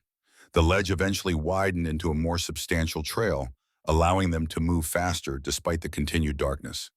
Noah led them down a series of switchbacks that descended the far side of the mountain, putting distance and elevation between them and their pursuers. Quote 388. Victoria asked during a brief rest, her lungs burning from the rapid descent. Quote 389. Noah replied, scanning the darkness behind them for signs of pursuit. Quote 390. Victoria nodded, though she was beginning to wonder if they were simply postponing the inevitable. Their pursuers had proven more capable than expected, and the mountains that had seemed like salvation were beginning to feel more like an elaborate trap. They resumed their descent, moving as quickly as the treacherous terrain would allow. The moon had set, leaving them in almost complete darkness, but Noah seemed to navigate by instinct and memory, his intimate knowledge of the mountains serving them well despite the desperate circumstances. Victoria's legs were trembling with exhaustion by the time they reached the valley floor, but Noah allowed no rest. He led them across a rushing stream, the icy water soaking through their boots and numbing their feet, then up another steep slope toward what appeared to be an impenetrable wall of rock. "There," Noah said, pointing to what looked like solid stone. "The entrance is hidden behind that boulder." Victoria could see nothing but rock, but she trusted Noah's knowledge of his carefully prepared refuges. They had been climbing for what felt like hours, and the eastern sky was beginning to show the first pale hints of dawn. Noah moved the boulder with surprising ease, revealing that it was balanced on a hidden pivot that allowed it to swing aside with minimal effort. Behind it was a cave entrance, narrow but passable, leading into the heart of the mountain, Noah explained as they squeezed through the opening. Quote 394. The cave was larger than Victoria had expected, with multiple chambers connected by natural passages. Noah had obviously spent considerable time preparing this refuge, installing sleeping areas, storage for supplies, and even a system for collecting and filtering water from an underground spring. Quote 395. Victoria asked, marveling at the thoroughness of his preparations. Quote 396. Noah replied, lighting a small lantern that cast dancing shadows on the cave walls. Quote 397. Victoria looked around at what amounted to an underground fortress, complete with multiple escape routes and enough supplies to sustain them for weeks. Noah had not just been preparing for the possibility of trouble, he had been preparing for war. She observed. Noah's expression darkened, serious enough that I spent 5 years making sure I could disappear completely if necessary. I had hoped never to use these preparations, but I am grateful for them now. Victoria wanted to ask more about his past, about what had driven him to such elaborate precautions, but the sound of distant voices echoing through the mountain valleys reminded her that their immediate survival took precedence over curiosity. Can they find us here? She asked. Not easily, Noah replied. The entrance is well hidden, and there are several false trails that lead away from this area. But if they have a truly skilled tracker with them, nowhere is completely safe. Victoria nodded, accepting the reality that they might never be truly safe as long as Henry King wanted her found. The best they could hope for was to stay ahead of their pursuers long enough for the search to be called off, though she had little hope that King would give up easily. Noah was organizing their supplies, taking inventory of what they had and what they would need for an extended stay in the cave. Victoria watched him work, noting the methodical way he approached every task, the careful attention to detail that had allowed him to survive 5 years of isolation. Noah, she said quietly, what happens if they do find us? What happens if we cannot stay hidden until spring? Noah paused in his inventory and looked at her seriously. Then we fight. We make them pay a price for taking us that they will remember for the rest of their lives. There was something in his voice when he said those words, a hardness that reminded Victoria that this gentle, thoughtful man was also capable of violence when circumstances demanded it. She found the knowledge both comforting and slightly frightening.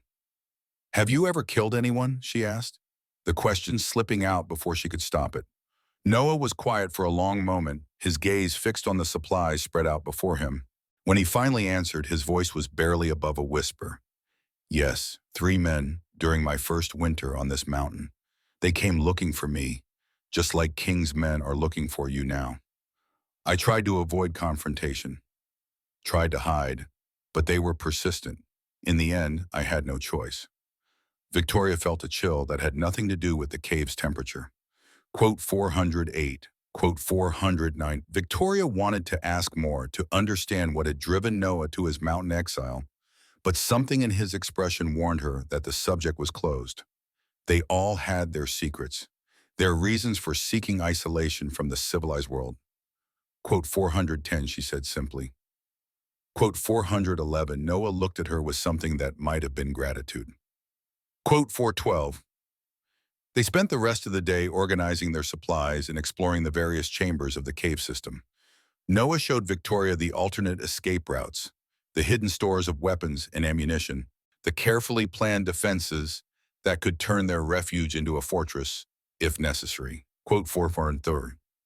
Victoria said, impressed despite their dire circumstances. Quote 414, his own Noah replied. Quote to 415. As evening approached, they took turns watching the approaches to their cave while the other rested. Victoria found herself staring out at the mountain landscape, marveling at its stark beauty even as she feared what dangers it might conceal. 416, she asked Noah during his watch. Quote 417, Noah considered the question carefully before answering. Quote 418, Victoria nodded, understanding more than she could express. She too was learning that the wilderness, for all its dangers, was more honest than the civilized world. Here, the threats were obvious and immediate. There was no deception, no betrayal, no false promises, only the stark reality of survival. As night fell over their mountain refuge, Victoria found herself thinking about the life she had left behind, about Gregory and the fate he had planned for her. That world seemed impossibly distant now, separated from her current reality by more than just miles and days. Much as she said quietly a quote on No Noah turned to look at her, his dark eyes serious in the lamplight. Quote Vaughn, Victoria wanted to believe him, wanted to share his confidence in their ability to outlast their pursuers. But as she listened to the wind howling through the mountain peaks around them, she could not shake the feeling that their greatest challenges still lay ahead. The attack came at dawn, swift and silent as a mountain cat stalking its prey. Victoria woke to Noah's hand clamped firmly over her mouth, his eyes wide-set with urgent warning in the gray morning light that filtered through the cave entrance. She could hear them now, voices, carefully muted but carrying in the thin mountain air. Multiple men, moving with the practiced coordination of a military unit. They had found the cave, had somehow tracked them through terrain that should have been impossible to follow. Noah released her mouth and pointed toward the back of the cave, where one of his carefully planned escape routes led deeper into the mountain. Victoria nodded understanding, gathering her pack with movements so careful they barely disturbed the air around her. But as they crept toward the rear passage, the sound of boots on stone echoed from that direction as well. Their pursuers had split up, covering both exits. The trap was complete. Noah's face went hard as granite as he realized their situation. He moved quickly to a cache of weapons hidden behind a natural rock formation, pulling out a rifle and a shotgun along with boxes of ammunition. Quote 422. Victoria whispered, her voice barely audible. Noah held up both hands, then three more fingers. 8 men. Far too many to fight in open combat, but perhaps not impossible if they could use the cave's layout to their advantage. The voices were getting closer now, and Victoria could make out individual words, orders being given, positions being assigned. These were not the rough mountain men she had expected, but professionals with military training and discipline. Miss Wood, a voice called out, echoing through the cave system with practiced authority. My name is Joyce Brown. I represent certain business interests that require your immediate return to civilization. Victoria felt her blood turn to ice at the sound of a woman's voice. She had expected Henry King's men, rough enforcers, who would take her by force. Instead, she was facing someone who spoke with the cultured tones of education and refinement. We know you are in there, Joyce Brown continued, her voice carrying easily through the stone passages. We also know that you are accompanied by one Noah Hughes, a man with his own reasons for avoiding contact with the authorities. Victoria saw Noah's jaw tighten at the mention of his name. Their pursuers knew exactly who they were dealing with, had done their research before beginning this hunt. Quote 427, Joyce Brown called out. Quote 412. Noah's response was to check the load in his rifle and move to a position that gave him a clearer view of the main cave entrance. Victoria understood that he had made his choice, had committed himself to a course that could only end in violence. Miss Wood, Joyce Brown tried again, surely you understand that this situation cannot continue indefinitely. Winter is coming to these mountains, and you cannot survive the cold in these caves. Come with us now, and I give you my word that you will be treated with dignity and respect. Victoria almost laughed at the absurdity of the promise. Henry King's idea of a dignity and respect was not something she cared to experience firsthand. Quote 431, Joyce Brown said suddenly, her voice taking on a sharper edge. Quote 432. Victoria saw Noah flinch as if he had been struck.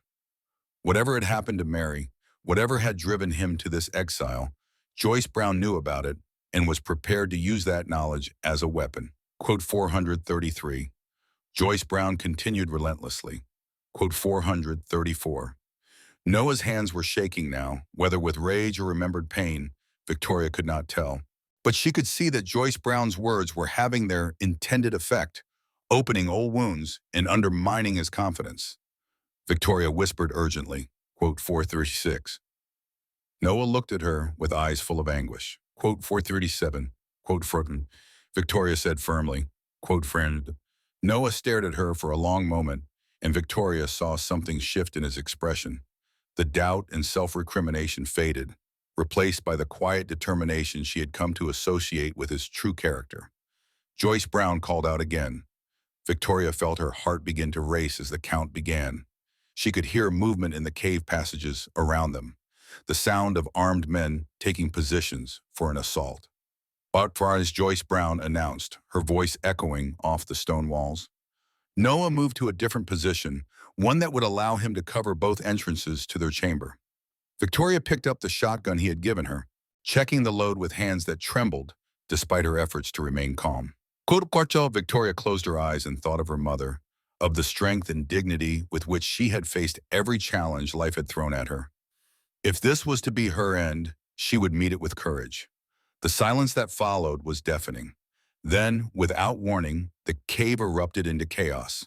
Smoke grenades detonated at both entrances, filling the chamber with choking gray clouds that made it impossible to see more than a few feet in any direction. Victoria heard the sound of running boots on stone, shouts and orders being given in the confusion. Noah fired twice, the rifle shots deafeningly loud in the enclosed space. Someone screamed, a sound of pain and surprise that suggested at least one of the attackers had been hit. Victoria found herself pressed against the cave wall. The shotgun clutched in her hands as shapes moved through the smoke around her. She could not tell friend from enemy in the chaos, could not risk firing for fear of hitting Noah.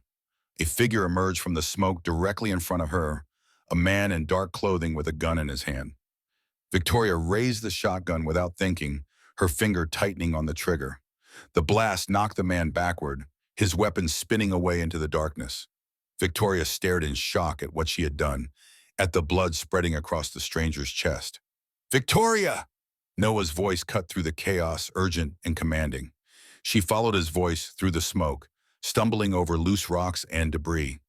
Noah grabbed her hand and pulled her toward what she hoped was one of his escape routes, though the smoke made it impossible to tell where they were going. Behind them, she could hear Joyce Brown shouting orders, trying to regain control of the situation. The smoke was beginning to clear, and Victoria caught glimpses of the armed figures moving through the cave system with professional efficiency. Noah led her into a narrow passage she had not seen before, a crack in the rock barely wide enough for a person to squeeze through. They crawled through the opening on hands and knees, emerging into another chamber that seemed to be part of a different cave system entirely. Quote 447. Victoria gasped, her lungs burning from the smoke. Quote 48. Noah replied tersely. Quote 49. They could hear their pursuers behind them, voices echoing through the rock as they searched for the hidden passage. It would not take long for professionals of their caliber to find the escape route, but perhaps it would be long enough. Noah led her through a maze of natural tunnels. His intimate knowledge of the cave system, their only advantage in the deadly game of cat and mouse they were playing. Victoria's knees and hands were scraped raw from crawling over rough stone, but she forced herself to keep moving. The passage began to slope upward, and Victoria could feel fresh air moving through the tunnels ahead of them. They were approaching another exit, another chance to escape into the vast wilderness of the mountains. Almost there, Noah whispered, his voice tight with exhaustion and strain. They emerged from the cave system through an opening hidden behind a waterfall, the sound of cascading water masking any noise they might make. The morning sun was bright after the darkness of the caves, and Victoria had to squint against the glare. Now what? She asked, looking around at the unfamiliar terrain. Noah pointed toward a series of rocky peaks that rose above them like the teeth of some massive predator. Higher, he said simply. We go higher, where they cannot follow with their equipment and their numbers. Victoria looked at the vertical landscape ahead of them and felt her heart sink. They were already at an altitude that made breathing difficult, and Noah was proposing to climb even higher into terrain that looked impossible for human passage. Can we survive up there? She asked. We can survive, Noah said grimly. The question is whether we can survive long enough for them to give up the hunt. Behind them, Victoria could hear the sound of their pursuers emerging from the cave system. Joyce Brown's voice carried clearly in the mountain air, directing her team to spread out and search the area. Victoria said with sudden certainty. Quote 458, Noah nodded, understanding the implications of her words. This was not a hunt that would end with the approach of winter or the difficulty of the terrain. It would continue until one side or the other was destroyed. Quote 459, Noah said, shouldering his pack and beginning the climb toward the impossible heights above them. Victoria followed him up the rocky slope, her legs already trembling with exhaustion from their escape through the caves. Behind them, the sound of pursuit grew steadily closer, and she knew that the most desperate phase of their flight was just beginning. The mountain peaks loomed above them like a promise and a threat, offering sanctuary to those strong enough to reach it and death to those who were not. Victoria looked up at the vertical world of rock and snow that awaited them, and wondered if she had the strength to survive what was coming. But as she climbed, following Noah's steady pace up the treacherous slope, she felt something unexpected growing within her. Not just determination or desperation, but a fierce joy in the challenge itself. For the first time in her life, she was fighting for something that mattered, something worth risking everything to achieve. Freedom. Not just from Henry King or her stepfather's debts, but from a world that saw women as property to be traded and used. Whatever happened on these mountain heights, she would face it as a free woman, and that knowledge gave her strength she had never known she possessed. The chase continued upward, into the realm of eagles and eternal snow, where only the strongest and most determined would survive to see another dawn. The vertical world above the tree line was a realm of ice and stone where the very air seemed to cut like glass with each labored breath. Victoria's lungs burned as she followed Noah up what could barely be called a trail, more a series of handholds and footholds carved by wind and weather into the face of the mountain itself. Her legs trembled with exhaustion, but the sound of pursuit from below drove her upward, one desperate step at a time. The rock face was treacherous with patches of ice that formed where mountain springs had frozen solid, creating surfaces as slick as polished glass. Victoria's hands were numb despite her gloves, and she could feel blood seeping from cuts where sharp stone had sliced through the leather. But she forced herself to continue climbing, knowing that a fall here would mean death, and capture would mean something worse. Noah moved ahead of her with the sure-footed confidence of a man who had spent years learning every inch of this vertical wilderness. Even in their desperate flight, he tested each handhold before trusting his weight to it, his movements economical and precise despite the urgency of their situation. Behind them, the voices of their pursuers grew fainter as the pursuit struggled with the increasingly difficult terrain. Joyce Brown's cultured tones no longer carried clearly on the thin mountain air, but Victoria could still hear the occasional shout or curse as the hunting party encountered the same treacherous conditions that made every step a battle for survival. How much farther? Victoria gasped during a brief rest on a narrow ledge barely wide enough for both of them. Noah pointed toward a jagged ridge that seemed impossibly high above them, its peaks disappearing into low-hanging clouds. There is a shelter up there, built by miners years ago. If we can reach it, we will have supplies and defensible positions. Victoria looked at the distance they still had to cover and felt her heart sink. The ridge looked like it was carved from the very bones of the earth, a wall of granite and ice that challenged the limits of human endurance. But the alternative was capture, and that was simply not acceptable. They resumed their climb as the sun reached its zenith, casting harsh shadows that made it difficult to judge distances and depths. The temperature at this altitude was brutally cold despite the bright sunlight, and Victoria could feel ice crystals forming on her eyelashes with each breath. The trail became even more treacherous as they gained elevation, following a route that seemed to defy gravity itself. At times, they were forced to traverse sections where the path had crumbled away entirely, leaving only finger-width cracks in the rock face to support their weight as they inched across gaps that dropped away into nothingness. Victoria's world narrowed to the immediate challenge of the next handhold, the next step, the next breath in air so thin it barely sustained life. Her mind began to play tricks on her, showing her phantom handholds that disappeared when she reached for them, whispering suggestions that it would be easier to simply let go and fall into the welcoming darkness below. Quote 462. Noah called back to her, his voice cutting through the fog of exhaustion that threatened to overwhelm her. Quote via Victoria nodded, though she was not sure he could see the gesture. She forced herself to concentrate on the steady rhythm of his movements, using his pace to regulate her own breathing and maintain her focus on the immediate task of survival. The sound of pursuit had faded entirely now, though Victoria knew that did not mean they were safe. Joyce Brown and her team were professionals, and they would not give up easily. They would find another route, or wait for their quarry to be forced down by cold and hunger, or simply outlast them in a siege that could only end one way. As the afternoon wore on, the weather began to change. Clouds gathered around the peaks above them, and the wind picked up, carrying with it the promise of snow. Victoria had lived in mountain country long enough to recognize the signs of an approaching storm, and she knew that being caught in the open during a blizzard at this altitude would be fatal. She called to Noah, though she suspected he had already noticed the changing conditions. Quote, 465 and following, he replied grimly. Quote, 466 round. The urgency in his voice spurred Victoria to greater effort.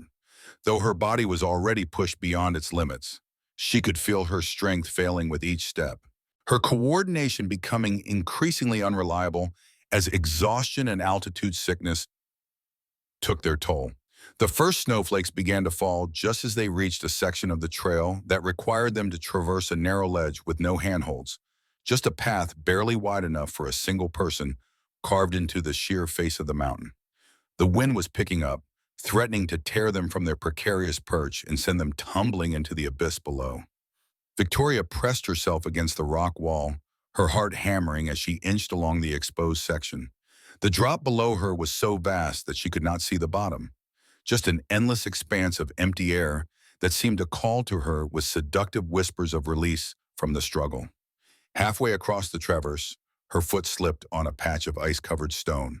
For a terrifying moment, she teetered on the edge of the precipice, her arms windmilling desperately as she fought to regain her balance. Then Noah's strong hand clamped around her wrist, pulling her back against the safety of the mountain wall. I have got you, he said, his voice steady despite the precarious nature of their position. Trust me. Victoria nodded, though her entire body was shaking with the aftershock of her near fall. They completed the traverse in silence, neither willing to risk conversation that might distract from the deadly, serious business of staying alive. The snow was falling more heavily now, large flakes that clung to their clothes and made the already treacherous footing even more dangerous. Visibility was dropping rapidly, and Victoria began to worry that they would lose the trail entirely in the gathering storm. But Noah seemed to navigate by instinct and memory, his intimate knowledge of the mountain serving them well even in conditions that would have defeated most travelers. He led them up a series of switchbacks that climbed toward the ridge, following a route that was barely visible even in good weather. The wind was howling now, a constant roar that made communication impossible except at close range. Victoria's world narrowed to the immediate circle of visibility around her, following Noah's dark form through the swirling snow like a lifeline in an ocean of white chaos. Just when she thought she could not take another step, Noah stopped and pointed ahead through the storm. Victoria squinted through the driving snow and saw it, a dark opening in the rock face, the entrance to the shelter he had promised. The structure was more substantial than Victoria had expected, carved directly into the living rock of the mountain and reinforced with timber and stone. It had obviously been built by men who understood the brutal realities of high-altitude survival, designed to withstand the worst weather the mountains could deliver. Noah pushed open a heavy wooden door that had been wedged shut against the wind, and they stumbled inside gratefully. The shelter was dark and cold, but it was protection from the storm that raged outside, and that was enough for now. Victoria collapsed onto a rough wooden bench, her legs finally giving way beneath her after hours of desperate climbing. Every muscle in her body ached, and she could feel the beginning stages of frostbite in her fingers and toes despite her protective clothing. Noah moved through the shelter with practiced efficiency, lighting a lantern that revealed the full extent of their refuge. The space was larger than it had appeared from outside, with sleeping areas carved into the rock walls and storage spaces for supplies and equipment. This was built by silver miners about 20 years ago, Noah explained as he began gathering materials for a fire. They used it as a base camp for working the high claims during the summer months. Victoria looked around at the solid construction and careful planning that had gone into creating this refuge. How did you know about it? I explored every inch of these mountains during my first years here, Noah replied, coaxing a fire to life in a stone hearth. I needed to know where I could go if my cabin was ever compromised. The fire caught and began to spread warmth through the shelter. and Victoria felt some of the tension leave her body for the first time in hours. They had reached safety, at least temporarily, and the storm outside would make pursuit impossible until the weather cleared. Noah moved to a cache of supplies stored in one of the alcoves, pulling out blankets, dried food, and other necessities. The miners kept this place well stocked, he said with satisfaction. We can wait out the storm here, and hopefully our pursuers will give up and return to the valley. Victoria wanted to share his optimism, but she could not shake the feeling that Joyce Brown was not the type of person who gave up easily. The woman had tracked them through terrain that should have been impossible to follow, had coordinated a military-style assault on their cave refuge, and had demonstrated a level of professionalism that suggested she would not be deterred by a single snowstorm. What if they wait for us? Victoria asked. What if they set up positions on the trails below and simply wait for us to come down? Noah paused in his organization of their supplies, his expression growing thoughtful. Then we find another way down.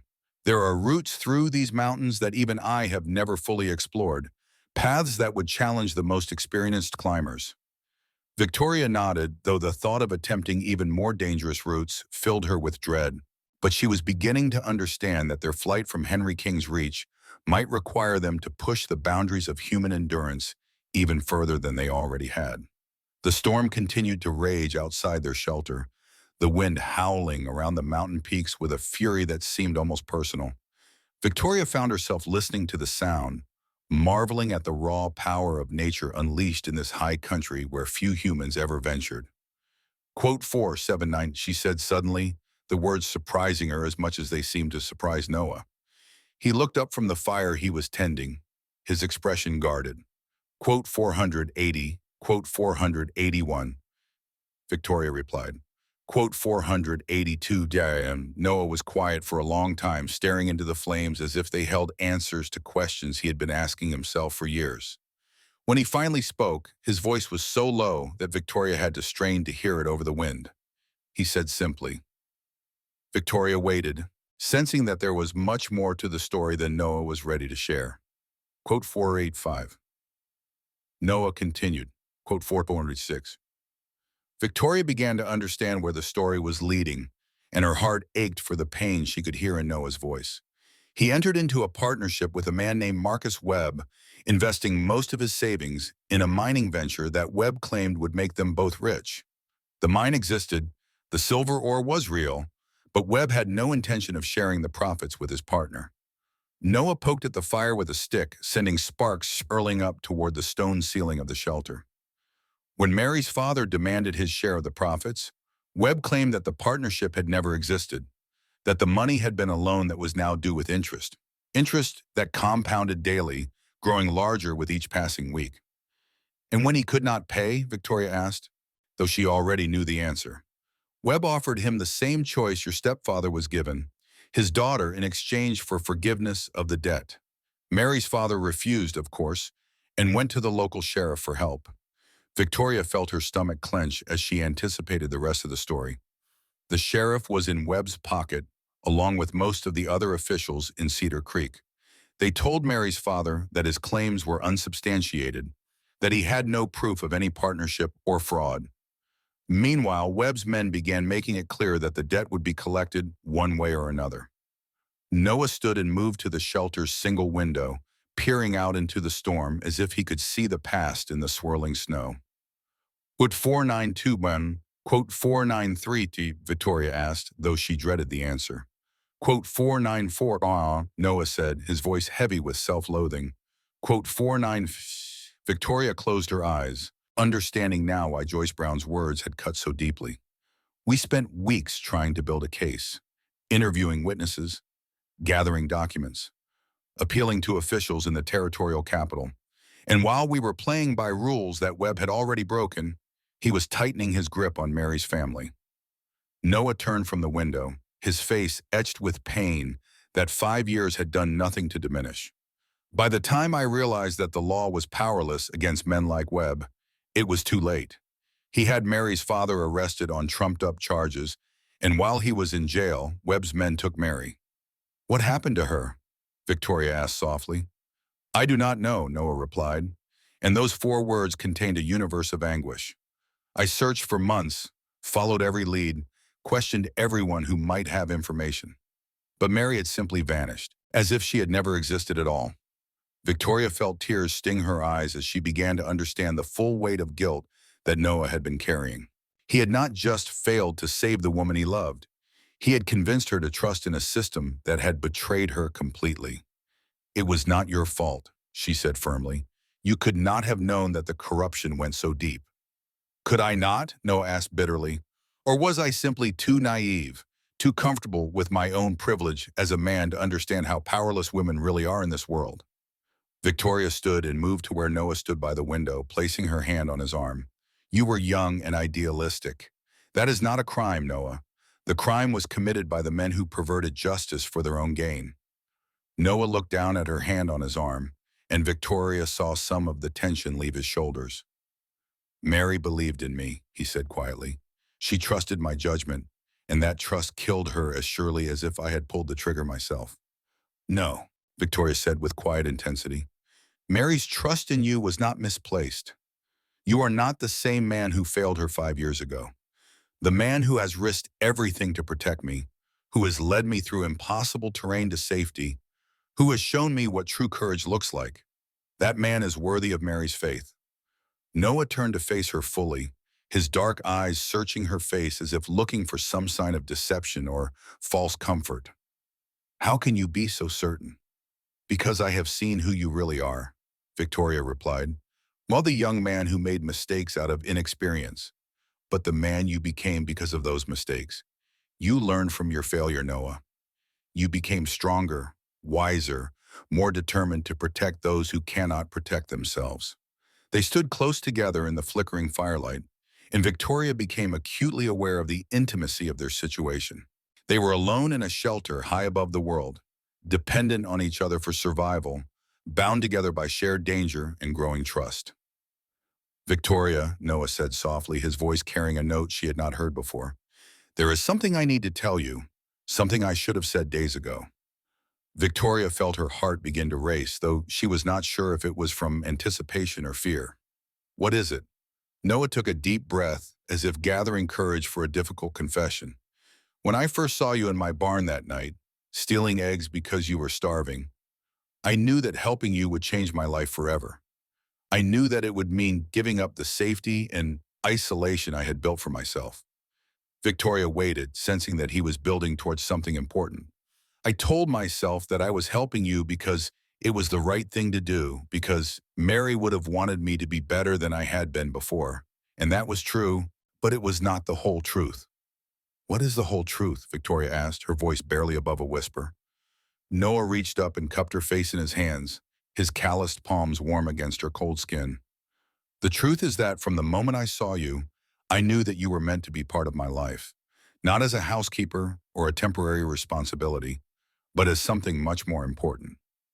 Victoria felt her breath catch in her throat as she began to understand what he was trying to tell her. "I am in love with you, Victoria Wood," Noah said simply. "I have been since that first night, though I was too much of a coward to admit it to myself until now." Victoria stared at Noah in the flickering firelight, her mind struggling to process his words. Love. He had said he loved her. This man who had risked everything to keep her safe, who had led her through impossible terrain and faced down armed killers without hesitation. "Noah," she whispered, her voice trembling with emotion she could barely contain. "I do not know what to say." "You do not have to say anything," Noah replied gently. "I am not asking for promises or declarations. I just needed you to know, in case we do not survive what is coming, that meeting you has been the greatest gift of my life." Victoria felt tears spill down her cheeks, hot against her cold skin. No one had ever spoken to her with such tenderness, such complete honesty. Gregory had never shown her anything but resentment and calculation, and the other men in her life had seen her as little more than a commodity to be used or traded. "You do not understand," she said, her voice breaking. "I am not the kind of woman who inspires such feelings. I am damaged, used up by years of living under Gregory's roof. I have nothing to offer a man like you." Noah's hands tightened on her face, his eyes fierce with contradiction. Quote 528. Victoria shook her head, unable to accept his vision of her. Quote 529, quote 530. Noah said firmly, quote 531. Victoria looked into his eyes and saw nothing but sincerity, nothing but a depth of feeling that took her breath away. This man, this good and honorable man, truly believed what he was saying. He saw something in her that she had never been able to see in herself. Quote 532, she whispered. Quote 533. Noah smiled, the expression transforming his weathered face with unexpected warmth. Quote 534. Victoria wanted to believe him, wanted to share his confidence in their ability to overcome the forces arrayed against them. But the practical part of her mind, the part that had kept her alive through years of hardship, could not ignore the reality of their situation. Quote 535, did she ask? Quote 536, Brown. Noah was quiet for a moment, his gaze fixed on the fire that crackled in the stone hearth. When he looked back at her, his expression was thoughtful but determined. Quote Brown, he said slowly. Quote me. Victoria felt a flicker of hope at his words, though she was afraid to trust it completely. Quote Cham didn't quote Martin, Noah replied. Quote 541 Chen. Victoria considered his words, trying to imagine what such a life might look like. A place where she could be simply Victoria, not Gregory's stepdaughter, or Henry King's property, or Noah's responsibility. A place where she could choose her own path and make her own decisions about her future. What about Mary? She asked suddenly. How can you talk about building a life with me when you still love her? Noah's expression grew sad, but not in the way Victoria had expected. It was the sadness of acceptance rather than despair, the melancholy of someone who had finally made peace with an unchangeable past. Quote 544, he said quietly. Quote 545. He reached out and took Victoria's hands in his touch gentle but firm.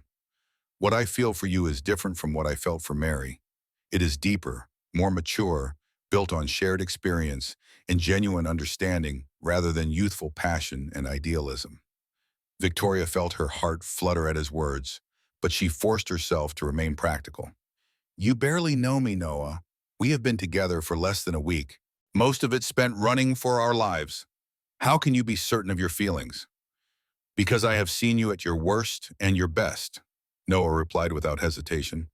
I have seen you desperate and afraid, and I have seen you brave and determined. I have watched you adapt to impossible circumstances, learn new skills, push yourself beyond what you thought were your limits. I know who you are, Victoria, and I love every part of you. Victoria felt something shift inside her chest, a loosening of the tight knot of fear and self-doubt that had been her constant companion for so many years. For the first time in her life, someone saw her clearly and chose to love what they saw. I love you too, she whispered, the words slipping out before she could stop them. I think I have loved you since that first night in your barn, when you could have turned me away but chose instead to offer me safety and kindness. Noah's face lit up with joy so pure and radiant that Victoria felt her own heart soar in response. He pulled her into his arms, holding her close against his chest as if she were something precious and fragile that needed protection. He said into her hair, Quote to 553. Victoria allowed herself to sink into his embrace, to draw strength from his solid presence and unwavering determination. For the first time since fleeing Gregory's house, she felt truly safe, not just from physical danger but from the emotional isolation that had been her constant companion. They held each other in silence for a long time, listening to the storm rage outside their shelter, while the fire crackled warmly in the hearth. Victoria marveled at how much her world had changed in the span of a few days, how the desperate flight from one kind of captivity had led her to a freedom she had never dared to imagine. Noah, she said eventually, her voice muffled against his chest, if we are going to build a life together, there is something I need to ask you. Anything, Noah replied, his arms tightening around her. Victoria pulled back slightly so she could look into his eyes. When this is over, when we find that safe place you talked about, will you marry me? Noah stared at her in surprise, clearly not having expected such a direct proposal. Victoria, are you certain? Marriage is not something to be entered into lightly, especially under circumstances like these. I have never been more certain of anything in my life, Victoria replied firmly. I do not want to live as your common-law wife, or your mistress, or your housekeeper who shares your bed. I want to be your partner in every sense of the word, bound to you by law and custom as well as love. Noah searched her face, looking for any sign of doubt or uncertainty. Why is marriage so important to you? Victoria considered the question carefully before answering. Because I have spent my entire life being defined by my relationship to men who had power over me. My father's daughter, Gregory's stepdaughter, Henry King's intended property. I want to choose my own identity, to enter into a partnership based on mutual respect and love rather than obligation or ownership. Noah nodded slowly, understanding dawning in his eyes. You want to be Noah's wife by choice, not Victoria's protector by circumstance. Exactly, Victoria said, relieved that he understood. I want us to stand before whatever community we find and make vows to each other, public declarations that we choose to build our lives together as equals. Noah smiled, the expression warm and tender in the firelight. Then yes, Victoria would. I will marry you. When we find our safe haven, when we have built the foundation for our new life, I will be honored to call you my wife. Victoria felt tears of joy spring to her eyes as she kissed him, pouring all of her love and gratitude and hope into the connection between them. They had found each other in the darkest of circumstances, had discovered love in the midst of danger and desperation, and now they were making promises for a future that neither of them could guarantee. But sometimes, Victoria realized, faith was more important than certainty. Sometimes you had to believe in the possibility of happiness even when the odds were stacked against you.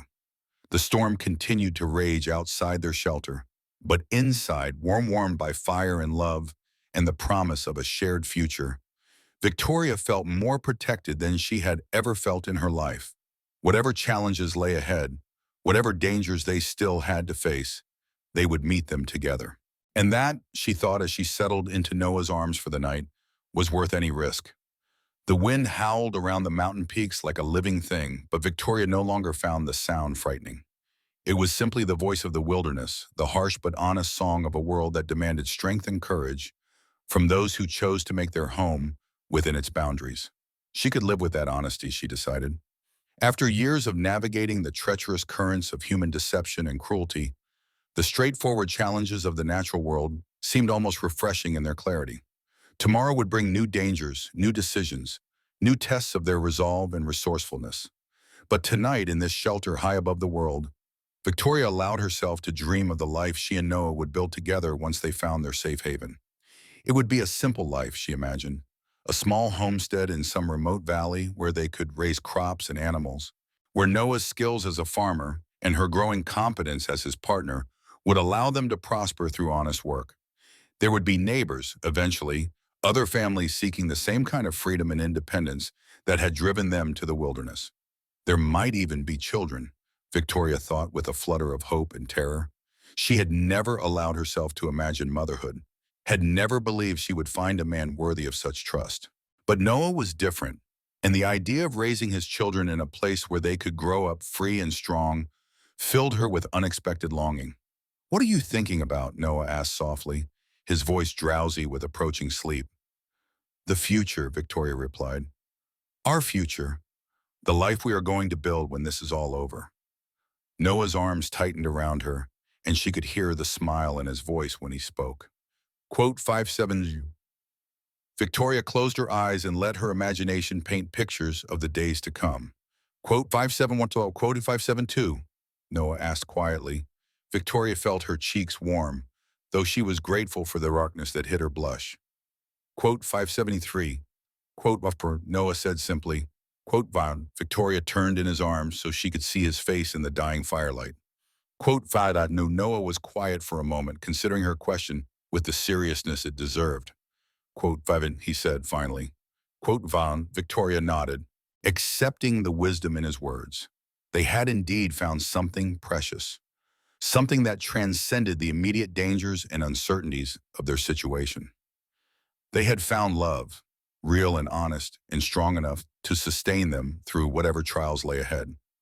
The fire burned lower as they talked, their voices growing softer as exhaustion finally began to claim them. But even as sleep approached, Victoria found herself reluctant to let go of consciousness, afraid that she might wake to find that this perfect moment had been nothing but a dream. Quote 579. Noah whispered against her hair. Quote 589. Victoria allowed her eyes to close, trusting in Noah's promise and in the strength of the shelter that surrounded them. For the first time in weeks, she fell asleep without fear, secure in the knowledge that she was exactly where she belonged.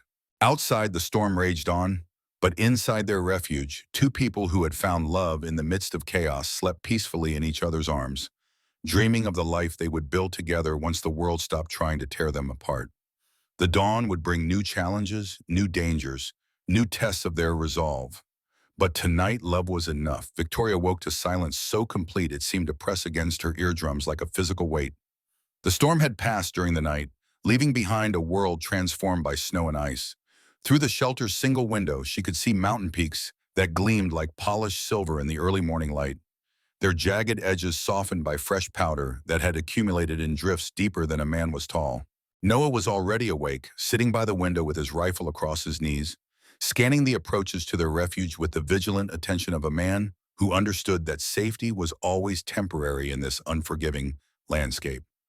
"How long have you been watching?" Victoria asked softly, not wanting to break the cathedral quiet of the morning. "Since before dawn," Noah replied without taking his eyes from the terrain below. "The storm will have covered our tracks, but it will also have forced our pursuers to take shelter. They will be moving again soon, and I want to know which direction they choose." Victoria joined him at the window, marveling at the pristine beauty of the high country after the storm. The world looked newly made, as if they were the first people ever to witness such magnificence. But beneath the beauty lay deadly danger, she knew. The same snow that created such breathtaking vistas could also kill the unprepared in a matter of hours. "Can you see any sign of them?" she asked, scanning the valleys and ridges that stretched away below their position.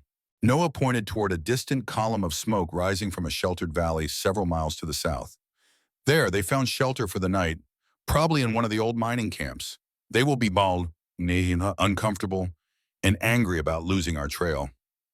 Victoria studied the smoke, trying to judge the distance and the terrain that lay between their refuge and their pursuer's position. Quote 586. Quote 587. "Nope," Noah replied grimly. Quote 588. Victoria felt a mixture of relief and continued tension at his assessment. 4 hours was enough time to plan their next move, but not enough to guarantee escape if their enemies proved as determined and resourceful as they had shown themselves to be. Quote 589, she asked. Noah was quiet for a moment, his gaze moving from the distant smoke to the terrain that surrounded their position. Quote 590, he said finally. Quote 591. Victoria considered the options, none of which seemed particularly appealing. Quote 592. Quote 593. Noah said, his voice carrying a note of grim determination that Victoria had not heard before. Quote 594. Victoria felt a chill that had nothing to do with the mountain cold. Quote 595. Quote 596. Noah corrected. Quote 597. Victoria stared at him, seeing a side of Noah Hughes that she had only glimpsed before. This was not the gentle farmer who had offered her shelter and protection, but something harder and more dangerous. This was the man who had survived 3 attempts on his life during his first winter on the mountain. Quote 598, and she said, understanding flooding through her. Quote 599. Noah nodded, his expression becoming distant as he remembered conflicts from his past. Quote 600. Victoria felt her heart race as she began to understand what Noah was proposing. Quote 601. Quote 60. Noah replied. Quote 603. Victoria absorbed this information, trying to reconcile the gentle man she had fallen in love with in the deadly fighter he was describing. But perhaps they were not contradictory aspects of his character, she realized. Perhaps the capacity for violence was simply another tool that Noah had developed to protect the things he cared about. Quote 604, she asked, surprising herself with the steadiness of her voice. Noah turned to look at her, his dark eyes serious. Quote 605. Victoria thought about Joyce Brown's cultured voice making threats. about Henry King's reputation for destroying anyone who crossed him, about the life of captivity and abuse that awaited her if she was taken. Then she thought about the future she and Noah had planned together, the simple happiness that seemed so close she could almost touch it. Quote, 606 Wano, she said firmly. Quote, 607. Noah studied her face for a long moment, looking for any sign of doubt or hesitation.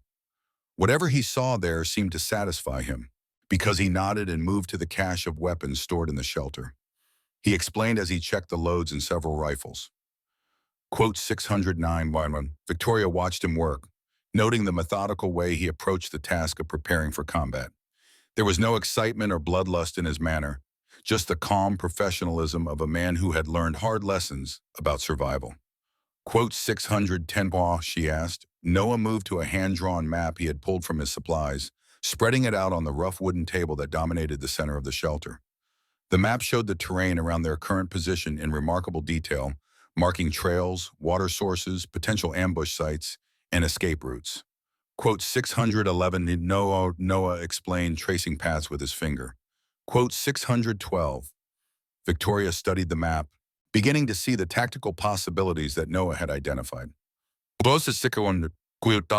Noah pointed to a section of the map where the trail wound through a narrow canyon with steep walls on both sides. Quote 615 round. Victoria could see the logic of his plan, but she also understood the enormous risks involved. Quote 616 round. Quote 617 to Noah said simply. Quote 618. Victoria nodded, accepting the wisdom of his approach even as her stomach churned with nervous anticipation. She had never been in a real fight before, had never even fired a weapon at another human being. The thought of deliberately trying to hurt or kill someone filled her with a mixture of fear and revulsion. But the alternative was surrender, and that was simply not acceptable. She had come too far, risked too much, found too much worth protecting to give up now. Quote 619, she asked. Quote 620, Noah replied, rolling up the map and securing it in his pack. Quote 621. Victoria began gathering her own equipment, checking her rifle and ensuring that her pack contained everything she would need for what might be a prolonged engagement.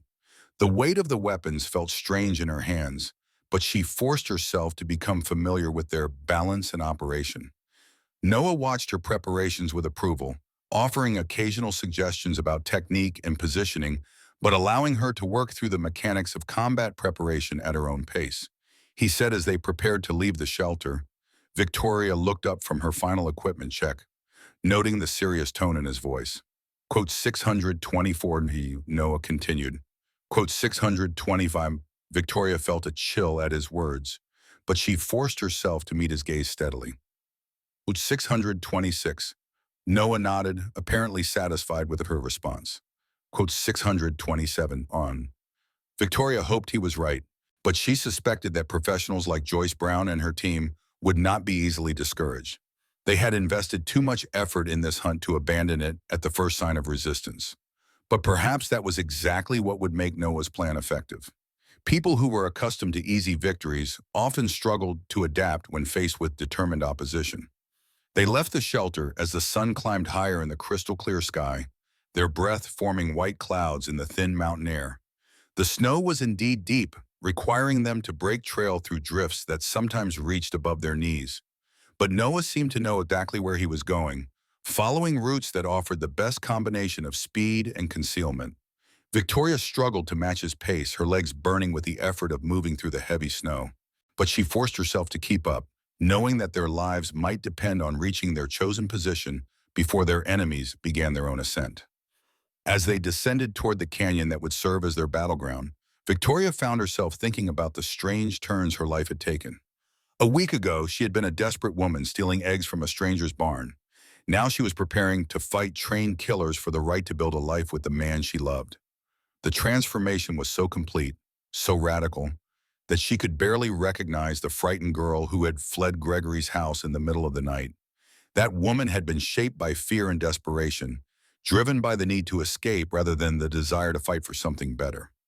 But this woman, the one who was checking her rifle and planning ambush positions with a man who had become her partner in every sense of the word, this woman was something new. She had been forged in the crucible of shared danger and mutual dependence, tempered by love and hardened by necessity. Victoria Wood was no longer running from her past. She was fighting for her future, and she intended to win. The canyon that Noah had chosen for their stand was a natural fortress carved from living granite by countless centuries of wind and water. The walls rose nearly vertical on both sides, creating a passage barely 20 feet wide at its narrowest point. A small stream ran through the bottom of the defile, its waters partially frozen but still flowing beneath a thin skin of ice that cracked and shifted with each change in temperature. Victoria crouched behind a boulder that provided excellent cover while still allowing her to observe the approach trail, her rifle loaded and ready. Noah had positioned himself on the opposite side of the canyon, high enough up the wall to command a view of the entire passage while remaining hidden from anyone advancing from below. They had been in position for over an hour, and Victoria could feel the cold seeping through her clothes despite the layers of wool and fur that protected her from the worst of the mountain chill. Her hands were beginning to stiffen inside her gloves, and she flexed her fingers regularly to maintain the dexterity she would need if shooting became necessary. The waiting was the hardest part, she discovered. When they had been running, climbing, fighting for survival moment by moment, there had been no time to think about the larger implications of their situation. But now, crouched in silence with nothing to do but watch and wait, Victoria found her mind racing through all the ways their desperate plan could go wrong. What if their pursuers chose a different route? What if they had more men than Noah had counted? What if Joyce Brown had anticipated this kind of ambush and prepared countermeasures? The questions multiplied in Victoria's mind like winter wolves, each one feeding her growing anxiety about the confrontation to come. But beneath the fear, Victoria was surprised to discover a core of calm determination that she had not known she possessed. She was no longer the helpless victim who had fled into these mountains, seeking nothing more than escape. She had become something harder, more dangerous, shaped by circumstances that demanded strength rather than submission. The sound, when it came, was subtle at first, just the whisper of snow falling from disturbed branches, the soft crunch of boots on frozen ground. But Victoria's senses had been sharpened by days of hypervigilance, and she recognized the approach of their enemies long before they became visible. She caught Noah's attention with a carefully controlled hand signal, then pointed toward the trail that wound down from the higher elevations. He nodded acknowledgement and shifted position slightly, bringing his rifle to bear on the approach route while maintaining his concealment behind the rocky outcropping that sheltered him. The first figure appeared at the head of the canyon like a shadow-given substance, moving with the careful precision of someone who understood that they were entering potentially dangerous terrain. Victoria recognized the lean form and predatory grace of Ethan Nguyen, the scarred man who had questioned her in Noah's cabin what felt like a lifetime ago. Behind Nguyen came two more men, both armed with rifles and moving in a formation that spoke of military training and experience. They advanced slowly, checking every potential hiding place, every shadow that might conceal an enemy. These were not the kind of men who would be easily surprised or quickly defeated. Victoria held her breath as the advance party entered the canyon, her finger resting lightly on the trigger of her rifle. Noah had been clear about the plan.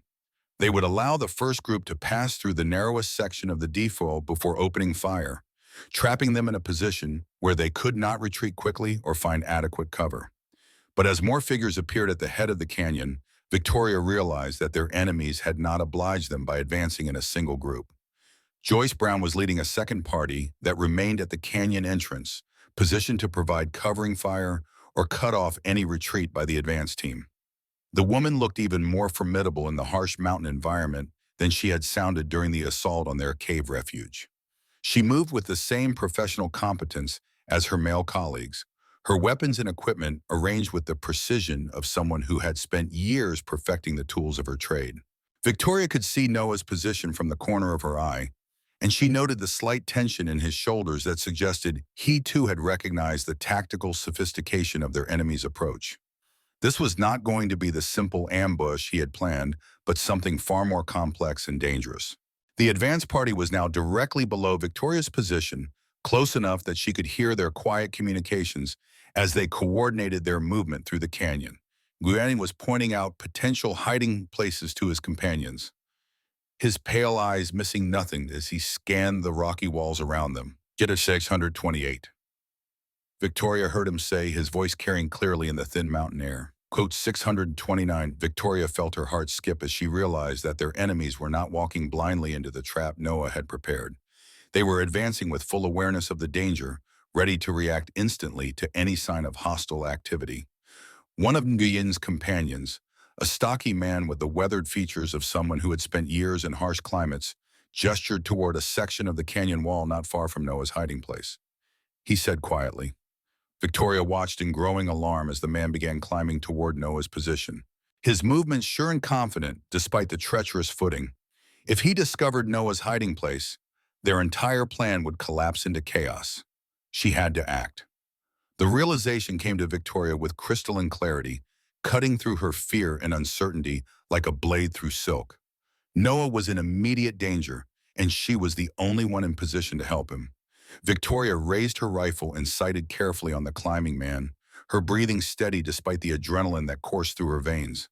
She had practiced this shot dozens of times during Noah's training sessions, but never with a human target, never with lives hanging in the balance. The rifle bucked against her shoulder as she squeezed the trigger, the shot echoing through the canyon like thunder. The climbing man jerked and fell backward, tumbling down the rocky slope to land motionless at the bottom of the canyon. For a moment, the world seemed frozen in perfect silence. Then chaos erupted as the remaining members of the advance party dove for cover, their rifles swinging toward Victoria's position as they tried to locate the source of the shot. Noah's rifle barked from his concealment, and another of their enemies went down, clutching his shoulder as he rolled behind a boulder. The canyon filled with the crash of gunfire as both sides opened up, bullets ricocheting off stone walls and sending chips of granite flying like deadly confetti. Victoria worked the bolt of her rifle and fired again, aiming for Nguyen as he tried to reach a more defensible position. The shot went wide, but it forced him to abandon his intended cover and scramble for a different hiding place. From the head of the canyon came the sound of Joyce Brown's voice, sharp and commanding as she directed her remaining men to flank the ambush positions. Victoria could see figures moving along the rim of the canyon, trying to gain elevated positions from which they could fire down on the defenders. Quote 632. Noah's voice cut through the din of battle, urgent and commanding. Fall back! They are trying to surround us! Victoria understood immediately. Their ambush had achieved its initial purpose, reducing the enemy's numbers and forcing them into a defensive posture. But they could not hold their current positions against a coordinated assault by the remaining members of Joyce Brown's team. She gathered her equipment and began moving toward the predetermined fallback position, a narrow chimney in the canyon wall that would allow them to climb to higher ground. Bullets whined off the rocks around her as she moved, but the covering fire from Noah's position kept their enemies from getting a clear shot. Noah was already at the base of the chimney when Victoria reached it, his rifle trained on the approaches to their escape route. Blood was running from a cut on his biped where a rock fragment had struck him, but his eyes were clear and focused. He said tersely, gesturing toward the narrow crack in the stone. Victoria slung her rifle across her back and began climbing, her hands and feet finding purchase on the rough stone despite the ice that made every surface treacherous. Behind her, Noah's rifle continued to bark as he held their enemies at bay. The chimney was barely wide enough for a person to squeeze through, and Victoria had to use her back and feet to inch her way upward in a technique that Noah had taught her during their flight from the cave. Her muscles burned with the effort, but she forced herself to keep climbing, knowing that their lives depended on reaching the top before their enemies could organize an effective pursuit. She emerged onto a narrow ledge just as Noah began his own ascent, his movements swift and sure despite the hostile fire that followed him up the chimney. Victoria provided covering fire with her rifle, forcing their enemies to keep their heads down while Noah completed his climb. This way, Noah said as soon as he reached the ledge, leading Victoria along a precarious path that followed the rim of the canyon. There is another position about a quarter-mile ahead where we can make another stand. Victoria followed him along the narrow trail, her heart pounding with the aftermath of combat and the exhilaration of having survived their first real engagement with professional killers. She had fired her rifle at another human being, had seen her bullet find its target, had watched a man fall because of her actions. The knowledge should have horrified her, she thought, but instead she felt only a grim satisfaction at having protected the man she loved and struck a blow for their freedom. Behind them, she could hear Joyce Brown's voice echoing up from the canyon, directing her remaining men in pursuit. The hunt was far from over, but the dynamic had changed. Their enemies now knew that they were facing opponents who were willing and able to fight back with deadly effect. Victoria asked as they moved along the treacherous path. "Would 639 home?"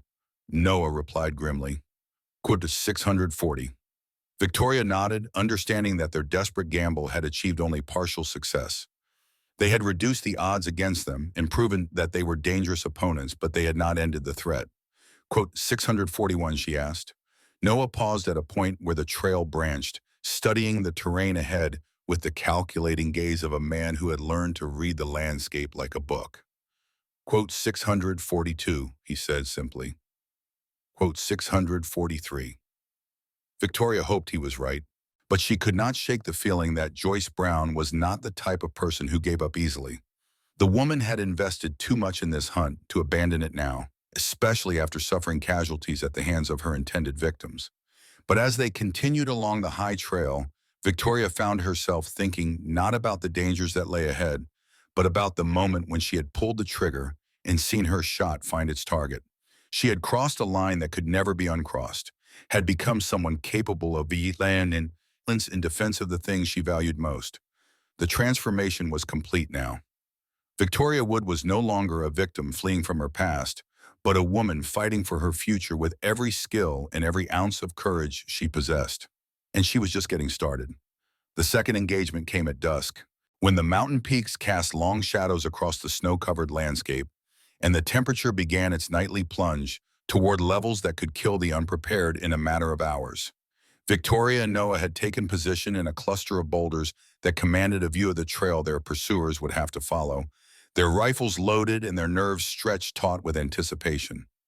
Joyce Brown had learned from the canyon ambush, Victoria noted with grudging respect. Instead of advancing in a predictable formation, her remaining men were spread out across the mountainside, using natural cover and coordinated movement to minimize their exposure to defensive fire. Quote 644 mile, Noah murmured, his voice barely audible as he tracked the movement of their enemies through his rifle scope.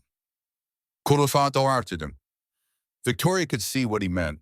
Their pursuers were advancing with the patience and professionalism of people who understood that haste in such terrain was often fatal.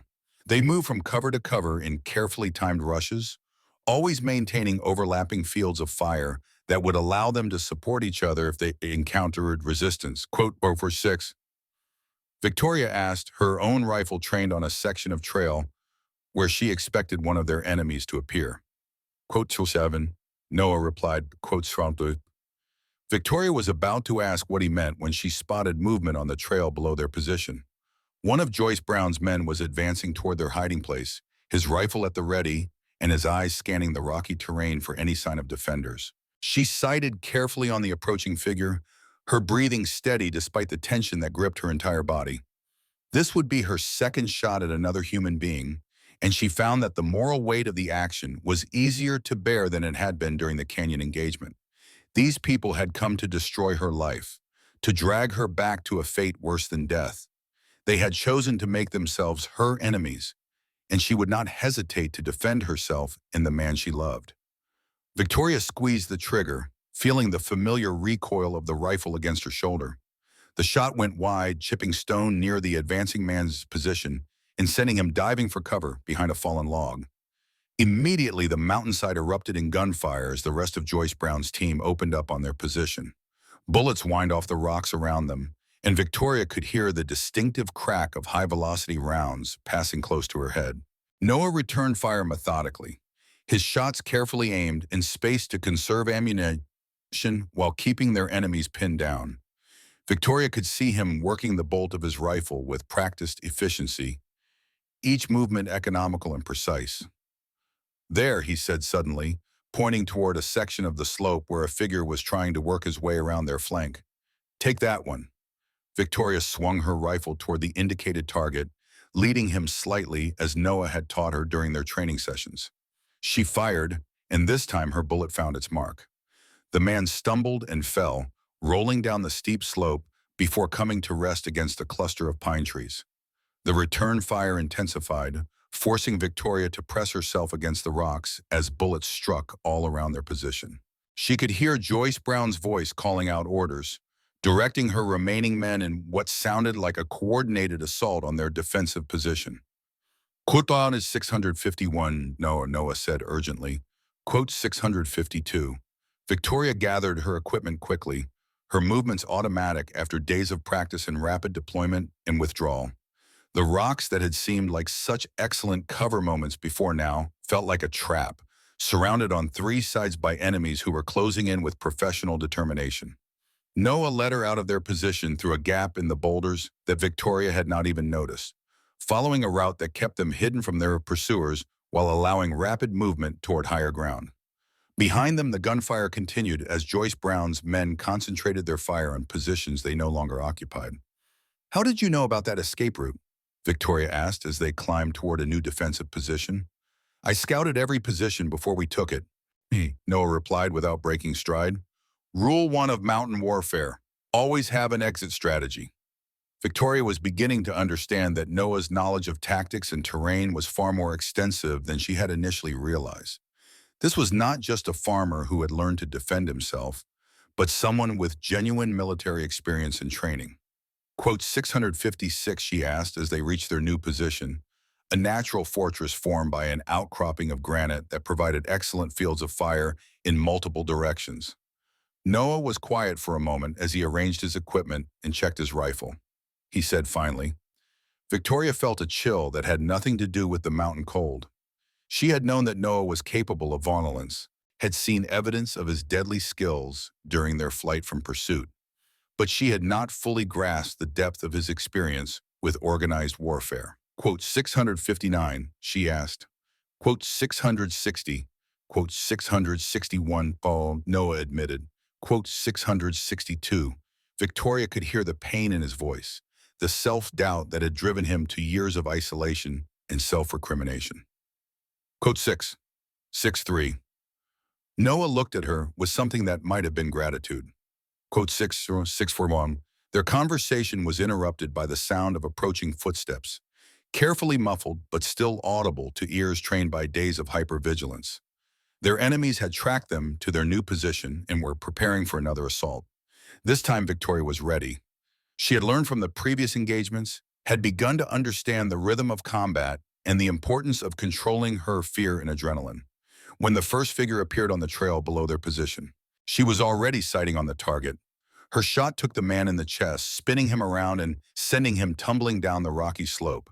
The return fire was immediate and intense, but Victoria was already moving to a different position, using the natural cover of the granite outcropping to stay one step ahead of the bullets that searched for her. Noah was providing covering fire from his own position, his rifle barking steadily as he engaged multiple targets. Victoria could see him working with the calm efficiency of someone who had faced such situations many times before, his movements economical and his shots precisely placed. He called to her during a brief lull in the firing.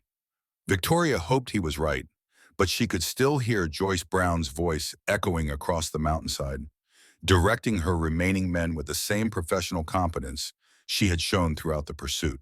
The woman was not giving up, despite the mounting casualties among her team. The assault continued for another 20 minutes, with their enemies trying various approaches to their defensive position.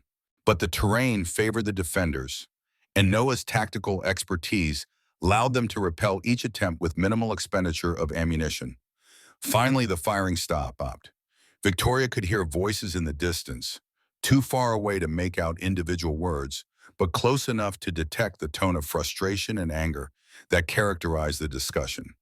Joyce Brown was regrouping, reassessing her options in light of the unexpectedly fierce resistance she had encountered. Quote 6, Victoria asked as they waited in the gathering darkness. Noah considered the question carefully, his gaze fixed on the terrain where their enemies had last been seen. Noah agreed grimly. Quote 671. Victoria felt a chill of premonition at his words. They had been successful in direct combat, had proven that they could hold their own against professional killers in a straight fight. But Joyce Brown was clearly the type of person who adapted quickly to changing circumstances. Quote 672, Victoria asked. Noah was quiet for a long moment, his expression troubled. Quote 673, he said finally. Quote 674. Victoria felt her stomach clench as she realized the implications of his assessment. They had won the tactical engagement, but they might still lose the strategic war if Joyce Brown was willing to play a longer game. Quote 675, she asked. Quote 676. Noah replied down. Quote 677. Victoria looked up at the star-filled sky, noting the wisps of cloud that were beginning to gather around the mountain peaks. Another storm was building, and being caught in the open during a blizzard would be fatal, even if they were not being hunted by professional killers. Quote 678, she said with sudden certainty. Quote 679, Noah nodded agreement, his expression grim but determined. Quote 680. Victoria felt a thrill of anticipation mixed with terror at the prospect of going on the offensive against their remaining enemies. It would be the most dangerous gamble yet, but it might also be their only chance to end the pursuit before winter weather made survival impossible for everyone involved. Quote 6810, she asked. Noah smiled, the expression cold and predatory in the starlight. Quote 682. Victoria returned his smile, feeling the same cold determination settling over her like armor. They had come too far, sacrificed too much, discovered too much worth fighting for to give up now. It was time to end this hunt, one way or another. The attack came in the hour before dawn, when the human body was at its lowest ebb, and even trained sentries struggled to maintain alertness. Victoria moved through the darkness like a ghost, her feet finding silent purchase on the frozen ground as she approached the camp where Joyce Brown's remaining men had taken shelter.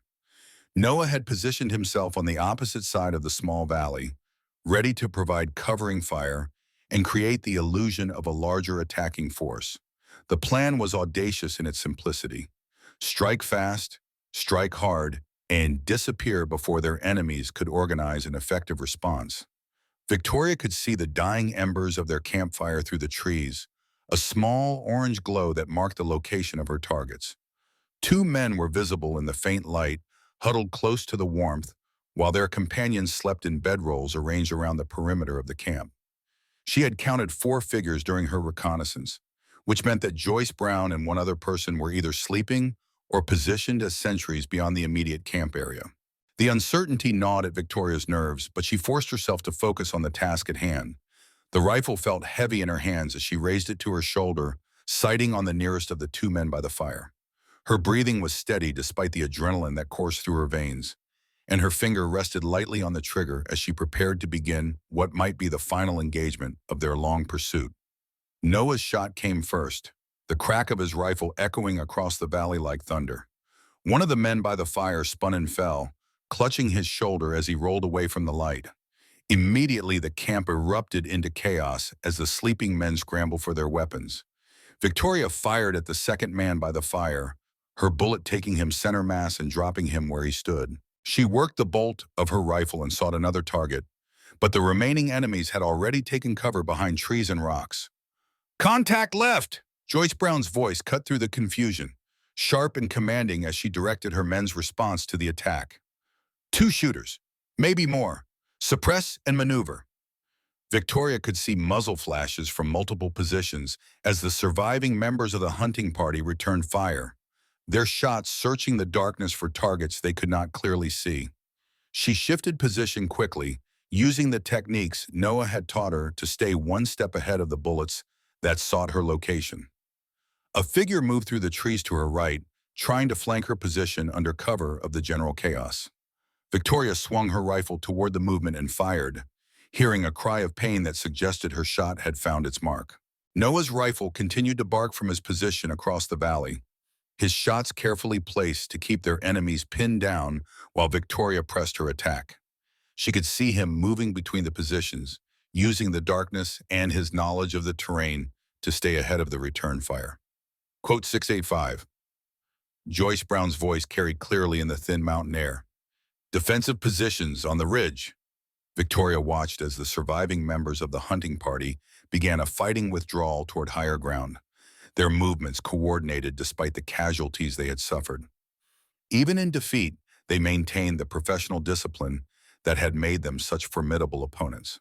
She counted 3 figures moving up the slope, which meant that their dawn assault had reduced Joyce Brown's team to less than half its original strength. But the woman herself was still alive and still fighting, her voice directing the retreat with the same calm competence she had shown throughout the pursuit. Victoria gathered her equipment and began moving toward the rendezvous point where she and Noah had agreed to meet after the attack. The engagement had achieved its primary objective of further reducing their enemies' numbers. But she knew that the hunt was far from over. Noah was waiting for her in a sheltered depression between 2 large boulders, his rifle ready and his eyes scanning the approaches to their position. Blood was running from a graze on his left arm, but he seemed otherwise unharmed. 3 left, including Brown herself, he reported as Victoria slipped into the shelter beside him. But they are pulling back to more defensible positions. Victoria nodded, her own assessment matching his. She is running out of options. How many more losses can she sustain before her remaining men decide this job is not worth their lives? Not many, Noah replied grimly, but Brown herself will not give up. She has invested too much in this hunt to abandon it now, and she knows that failure could cost her more than just money. Victoria understood what he meant. Professional killers like Joyce Brown lived and died by their reputations. A failed assignment, especially one that resulted in heavy casualties among her team, could destroy her credibility and make it impossible to find future employment. So what does she do now? Victoria asked. Noah considered the question carefully, his gaze fixed on the ridge where their enemies had taken refuge. She gets desperate, and desperate people make mistakes. As if summoned by his words, Joyce Brown's voice echoed down from the heights above them, amplified by the natural acoustics of the mountain valley. She called, her cultured tones carrying clearly in the still air. Code 695. Victoria felt her heart skip at the unexpected offer of communication. After days of deadly pursuit and violent confrontation, the idea of actual conversation seemed almost surreal. Quote 696, Victoria whispered. Quote 697, Noah replied. Quote 698. Quote 699, Joyce Brown called again. Quote 700. Noah considered for a moment, then cupped his hands around his mouth and called back. About 701. Quote 702. Joyce Brown's voice carried a note of what might have been admiration. My employer will be impressed by your resourcefulness. Victoria felt a chill at the woman's words. There was something in her tone that suggested the conversation was not heading in the direction Noah had anticipated. 1104, Noah called back. Quote 70, Joyce Brown's laughter echoed off the mountain walls, cold and utterly without humor. Oh, Mr. Hughes, I think you misunderstand the situation. My employer is not Henry King. Victoria felt the world tilt around her as the implications of Joyce Brown's words sank in. If Henry King was not the one paying for this hunt, then who was? And what did they want with Noah? Code 707, Noah called, though Victoria could hear the tension in his voice that suggested he already suspected the answer. Quote 708, Joyce Brown replied, her voice carrying clearly across the valley. Quote pod 709, Victoria stared at Noah in shock, seeing her own confusion reflected in his expression. Marcus Webb. The name was familiar from the story Noah had told her about Mary's fate, but she had not understood the connection to Noah's own past. Quote 710, Noah called back, but Victoria could hear the uncertainty in his voice. Quote 711, Joyce Brown's voice dripped with mock surprise. Then how do you explain the 3 dead men we found in that mine shaft? How do you explain the missing silver ore that was never recovered? Victoria felt her heart sink as she began to understand the true scope of the trap that had been laid for them. This was not just about Henry King's desire to reclaim his property. This was about revenge for events that had happened 5 years ago, events that Noah had never fully explained. Plus 713, she whispered urgently. Quote 714, Noah's face was pale in the starlight, his expression haunted by memories that Victoria could see were too painful to share. It is complicated, he said quietly. I never told you the whole story about what happened after Mary was taken. Tell me now, Victoria demanded, her voice sharp with the need to understand what they were really facing. Noah was quiet for a long moment, his gaze fixed on the ridge where Joyce Brown waited for his response. When he finally spoke, his voice was barely above a whisper. After Mary disappeared, I went looking for Marcus Webb. I was going to make him tell me what he had done with her, where he had taken her. I found him at his mine, along with his brother and two other men. Victoria felt her stomach clench as she anticipated the rest of the story.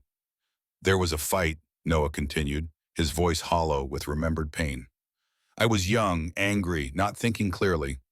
When it was over, 3 men were dead and the mine was collapsed. I took what silver I could carry and used it to finance my escape to these mountains. Victoria stared at him in shock, struggling to reconcile this revelation with the gentle, honorable man she had fallen in love with. You killed 3 men? In self-defense, Noah said quickly. They drew on me first, tried to kill me before I could ask questions about Mary, but that does not matter now. What matters is that Marcus Webb has been hunting me ever since, and he has finally found me. Victoria felt the full weight of their situation settle over her like a shroud. They were not just facing Henry King's desire to reclaim his property, but Marcus Webb's thirst for revenge. And Joyce Brown was working for Webb, which meant she had resources and motivation that went far beyond a simple bounty hunting contract. Miss Wood, Joyce Brown called suddenly, her voice taking on a different tone. I think it is time you learned the truth about your protector. Victoria felt her blood turn to ice as she realized that Joyce Brown knew exactly who she was and why she was with Noah. Noah Hughes is not the noble defender you think he is, Joyce Brown continued relentlessly. He is a thief and a murderer who has been living under a false identity for 5 years. And you, my dear, are just the bait we needed to draw him out of hiding. Victoria turned to stare at Noah, seeing the truth written clearly in his anguished expression. She is right, is she not? Henry King never hired her. This whole pursuit, everything that has happened, it was all about getting to you.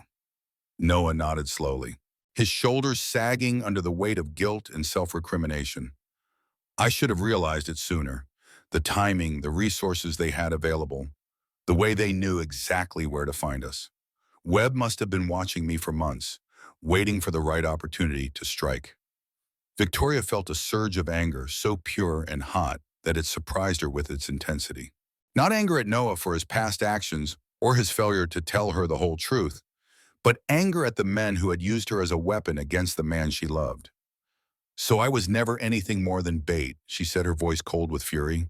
My suffering, my desperation, my need for protection, it was all just a convenient tool to manipulate you into revealing yourself. Victoria, I am sorry, Noah said urgently. I never meant for you to be caught up in this. If I had known what Webb was planning, I would never have let you get involved. Victoria looked at him for a long moment, seeing the genuine anguish in his expression, the self-hatred that threatened to consume him. Then she reached out and took his hand, her grip firm and reassuring. It does not matter, she said simply.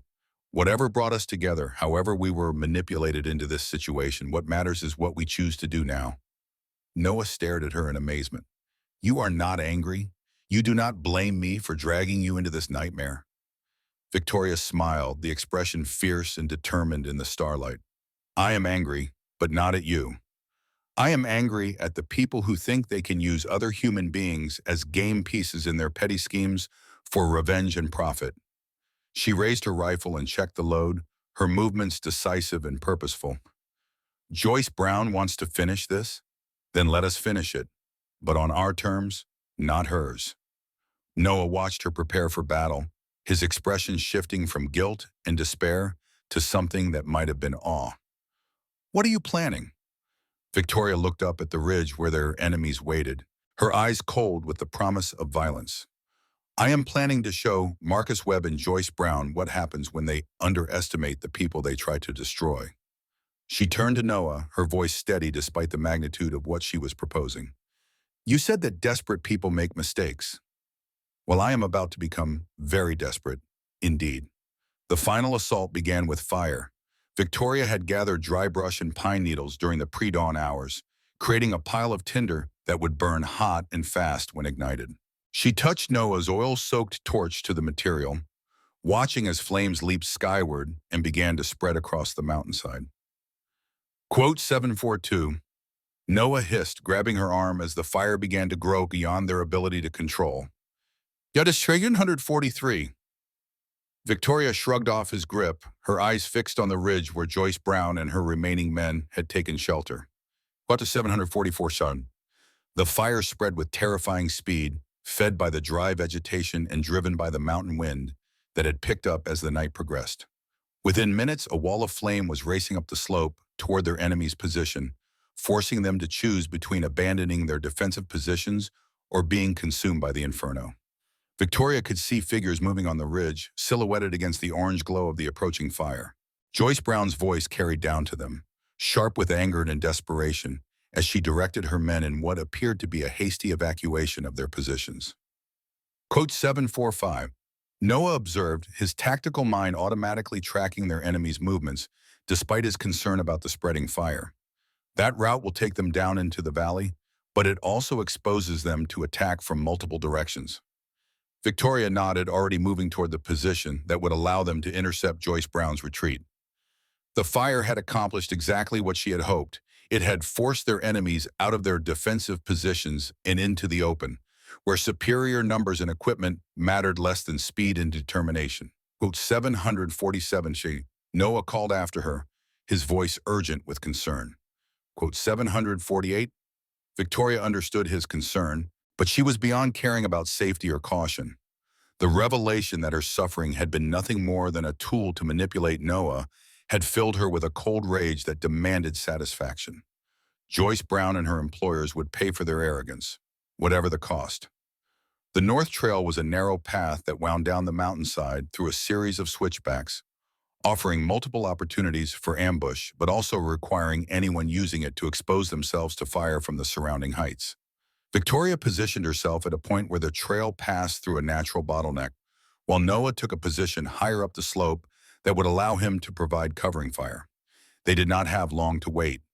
The first figure appeared on the trail within minutes, moving fast but carefully as he navigated the treacherous footing in the flickering light of the approaching fire. Victoria recognized him as one of the men who had survived their earlier engagements, a professional killer who had proven his competence in multiple firefights. She sighted carefully and fired, her bullet taking the man's center mass and sending him tumbling down the rocky slope.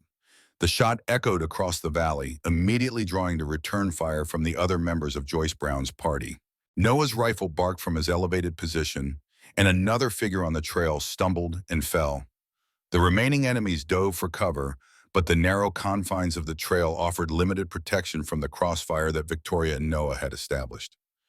Quote 749, Joyce Brown's voice cut through the chaos, sharp with frustration and barely controlled rage. This has gone on long enough.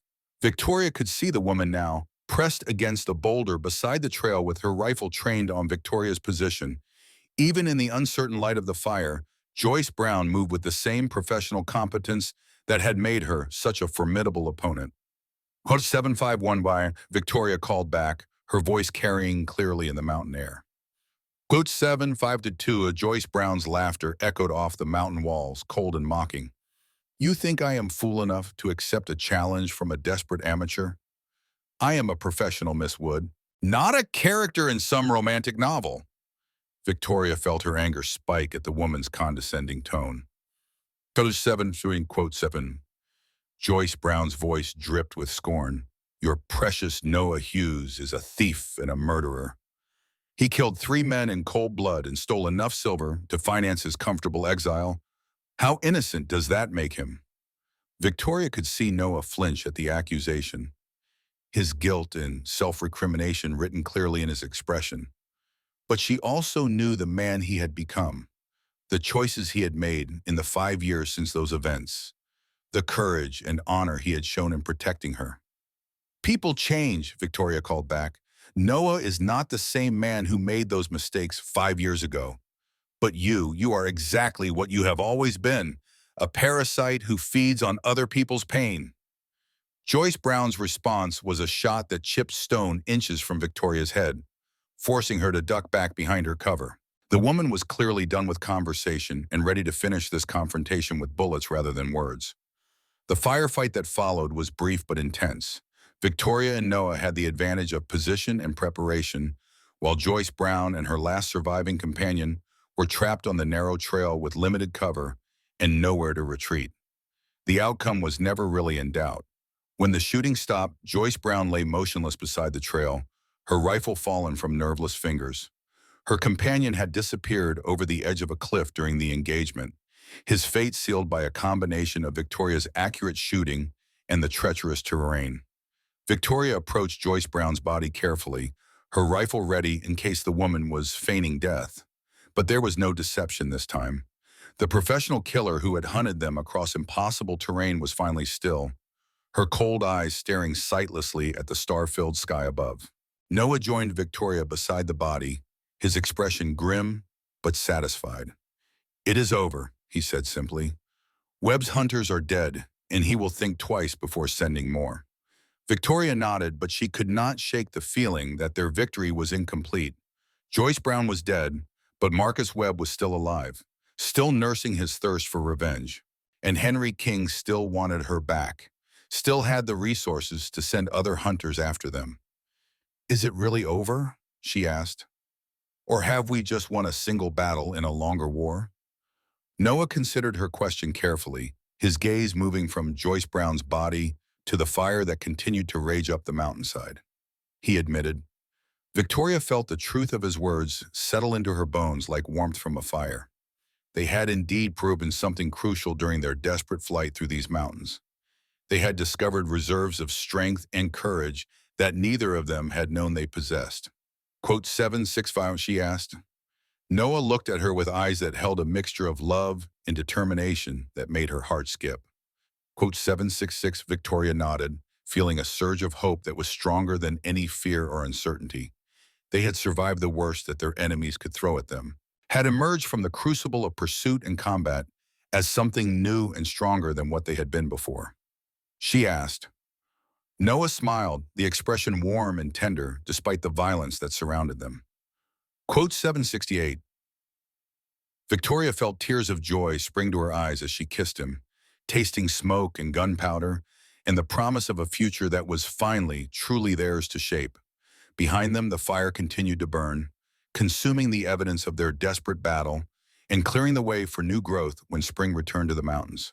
It seemed fitting, Victoria thought, that their old lives should burn away completely, leaving nothing but ashes and the promise of renewal.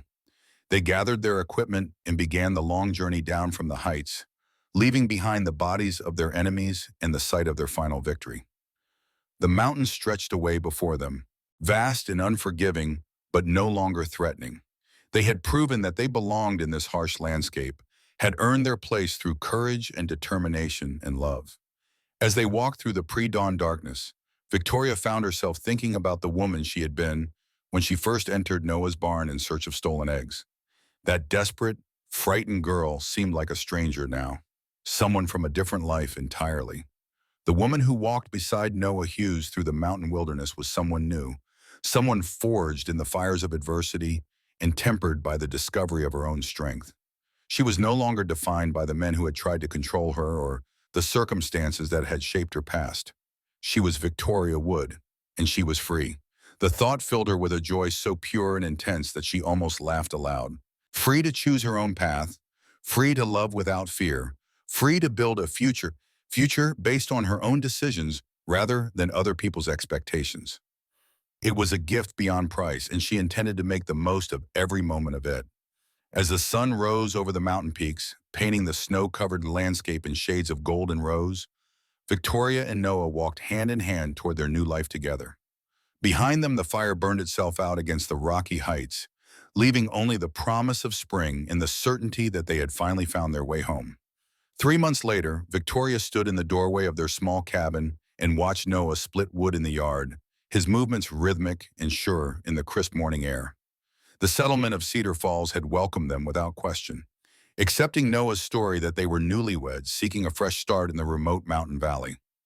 The irony of the name was not lost on Victoria. Cedar Falls was the fictional hometown she had claimed during her encounter with Ethan Nguyen, a lie that had now become truth in the strangest possible way. Sometimes, she reflected, the universe had an odd sense of humor. Their wedding had been a simple affair, conducted by the settlement's part-time preacher in front of the entire community. Victoria had worn a dress borrowed from one of the local women, and Noah had traded his rifle for a suit that was only slightly too large for his frame. But the vows they had spoken were real and heartfelt, witnessed by people who had accepted them as neighbors and friends. The cabin Noah had built was smaller than his mountain homestead, but more carefully crafted, designed for two people rather than one. Victoria had contributed her own skills to the construction, learning carpentry and stonework alongside the domestic arts that would sustain them through the long winter months. Cedar Falls was a community of survivors, people who had come to this remote valley seeking the same kind of fresh start that Victoria and Noah had found. No one asked too many questions about the past, and everyone understood that some stories were better left untold. Victoria had found work helping the settlement's doctor, a gruff but kindly man who appreciated her quick mind and gentle hands. The skills she had learned during her desperate flight through the mountains translated surprisingly well to medical care, and she discovered that she had a natural talent for healing. Noah had established himself as the community's most skilled carpenter and builder, his knowledge of construction and his willingness to work hard earning him the respect of his neighbors. The haunted look that had shadowed his eyes for so long was beginning to fade, replaced by the quiet contentment of a man who had found his place in the world. They had heard nothing from Marcus Webb or Henry King in the months since their escape from the mountains. Victoria suspected that the deaths of Joyce Brown and her team had sent a clear message about the cost of pursuing them further. But she remained vigilant, knowing that some enemies never forgot and never forgave. Quote 769 called Sarah Mitchell, one of their neighbors, as she passed by on her way to the general store. Quote 77, Victoria smiled and placed a protective hand over her still flat stomach. Quote 771, and Sarah beamed with the genuine pleasure that small communities took in the prospect of new life. Quote 772, Victoria nodded, sharing the woman's enthusiasm despite the nervousness that came with the prospect of bringing a child into the world. She had not planned to become pregnant so soon after their marriage, but the discovery had filled both her and Noah with a joy that surprised them with its intensity. The baby was due in the spring, and Victoria found herself imagining what their child would be like. Would he have Noah's dark eyes and steady temperament? Would she inherit Victoria's determination and resilience? Either way, the child would grow up free, surrounded by people who valued independence and self-reliance above all else. Noah finished his wood splitting and walked over to join Victoria in the doorway, his arms settling around her waist with the easy familiarity of a man who had found his perfect partner. He smelled of pine sap and honest sweat, sensed that Victoria had come to associate with safety and home. "What are you thinking about?" he asked, following her gaze across the valley where their neighbors were going about their morning routines. "The future," Victoria replied, leaning into his solid warmth. "Our child's future, the life we are building here." Noah's hand moved to cover hers where it rested on her stomach, his touch gentle and protective. Quote 776. Victoria considered the question carefully. Quote 777. Noah nodded, understanding the complexity of her feelings. They both wanted their child to be strong and capable of defending himself, but they also wanted him to grow up in a world where such skills were not necessary for survival. Quote 778. Noah said quietly, his voice carrying a note of concern that made Victoria look up at him sharply. Quote 779. Noah hesitated, clearly struggling with how to share whatever was troubling him. Quote 780. Victoria felt her heart skip, though she was not sure whether the emotion was relief or apprehension. Quote 781, quote 782. Victoria absorbed this information, trying to understand what it meant for their future. Quote 783, quote 784. Noah admitted, quote 70. Victoria nodded, beginning to see the larger picture. Quote 786, quote 789, 7 Noah agreed. Quote 788. Victoria felt a weight lift from her shoulders that she had not even realized she was carrying. For months, she had been unconsciously braced for the next attack, the next crisis that would threaten their hard-won peace. The knowledge that their enemies were gone, that the threat was finally over, filled her with a lightness that was almost overwhelming. She whispered, testing the word on her tongue like a prayer. Noah pulled her closer, his embrace encompassing both her and the child she carried. Close 791, Victoria looked out across the valley that had become their home, seeing it with new eyes now that the shadow of pursuit had been lifted. The mountains that surrounded Cedar Falls no longer seemed like barriers against the outside world, but simply the beautiful boundaries of the life they had chosen to build. Quote 792, Ma, she said, turning in his arms to face the man who had risked everything to protect her. Quote 793, Noah's response was a kiss that tasted of promise and hope, and the kind of deep contentment that came from knowing you were exactly where you belonged. When they finally broke apart, both of them were smiling with the pure joy of people who had found their way home. Come inside, Victoria said, taking his hand and leading him toward their cabin. I want to show you the cradle that Dr. Williams helped me start building. Our child is going to need somewhere safe to sleep when he arrives. Noah followed her willingly, his eyes bright with the anticipation of seeing the preparations she had been making for their coming child. But as they crossed the threshold of their home, he paused and looked back at the mountains that had been the site of their greatest trials and their ultimate triumph. Thank you, he said quietly, though Victoria was not sure if he was addressing the mountains, fate, or some higher power that had brought them safely through their ordeal. Victoria understood the sentiment, whatever its intended recipient. They had been blessed beyond measure, had found love and safety and the promise of a future in circumstances that should have destroyed them. Sometimes the only appropriate response to such grace was simple gratitude. Inside their cabin, the cradle sat half-finished beside the fireplace, its smooth wooden curves promising comfort and protection for the new life that would soon join their family. Victoria ran her hands over the wood that Noah had carefully shaped, marveling at the skill and love that had gone into its creation.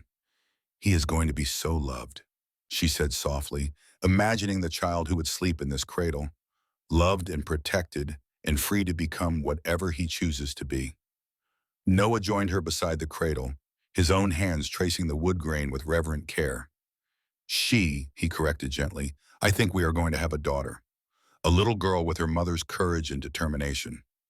Victoria smiled at the correction, though she secretly agreed with his prediction. She could almost see their daughter already, a little girl with dark hair and bright eyes, growing up surrounded by the love and security that had been so absent from Victoria's own childhood. Quote 801, she agreed. Quote 802. They stood together in the warm cabin, surrounded by the evidence of the life they had built through courage and determination and love. Outside, the mountains stood eternal and unchanging, but within these walls, everything was new and full of possibility. Victoria Wood Hughes was no longer the desperate woman who had stolen eggs from a stranger's barn. She was a wife, soon to be a mother, a valued member of a community that had accepted her without question or judgment. She had found everything she had never dared to hope for, and she intended to cherish every moment of it. The future stretched ahead of them like an unwritten book, full of blank pages waiting to be filled with the story of their lives together. It would not always be easy, Victoria knew. There would be challenges and hardships, moments of doubt and difficulty. But they would face whatever came together, as partners and equals, drawing strength from their love and their shared commitment to the freedom they had fought so hard to achieve. As the sun climbed higher over the valley of Cedar Falls, Victoria and Noah began working on the cradle together, their hands moving in harmony as they shaped the wood that would cradle their child. It was simple work, domestic and peaceful, but it felt like the most important thing either of them had ever done. They were building more than furniture. They were building a future, a legacy, a testament to the power of love to triumph over hatred and fear. And in that quiet cabin, surrounded by the mountains that had witnessed their transformation from victims to victors, they were finally, truly home. The story of Victoria Wood was complete, but the story of Victoria Hughes was just beginning, and it promised to be a tale worth telling.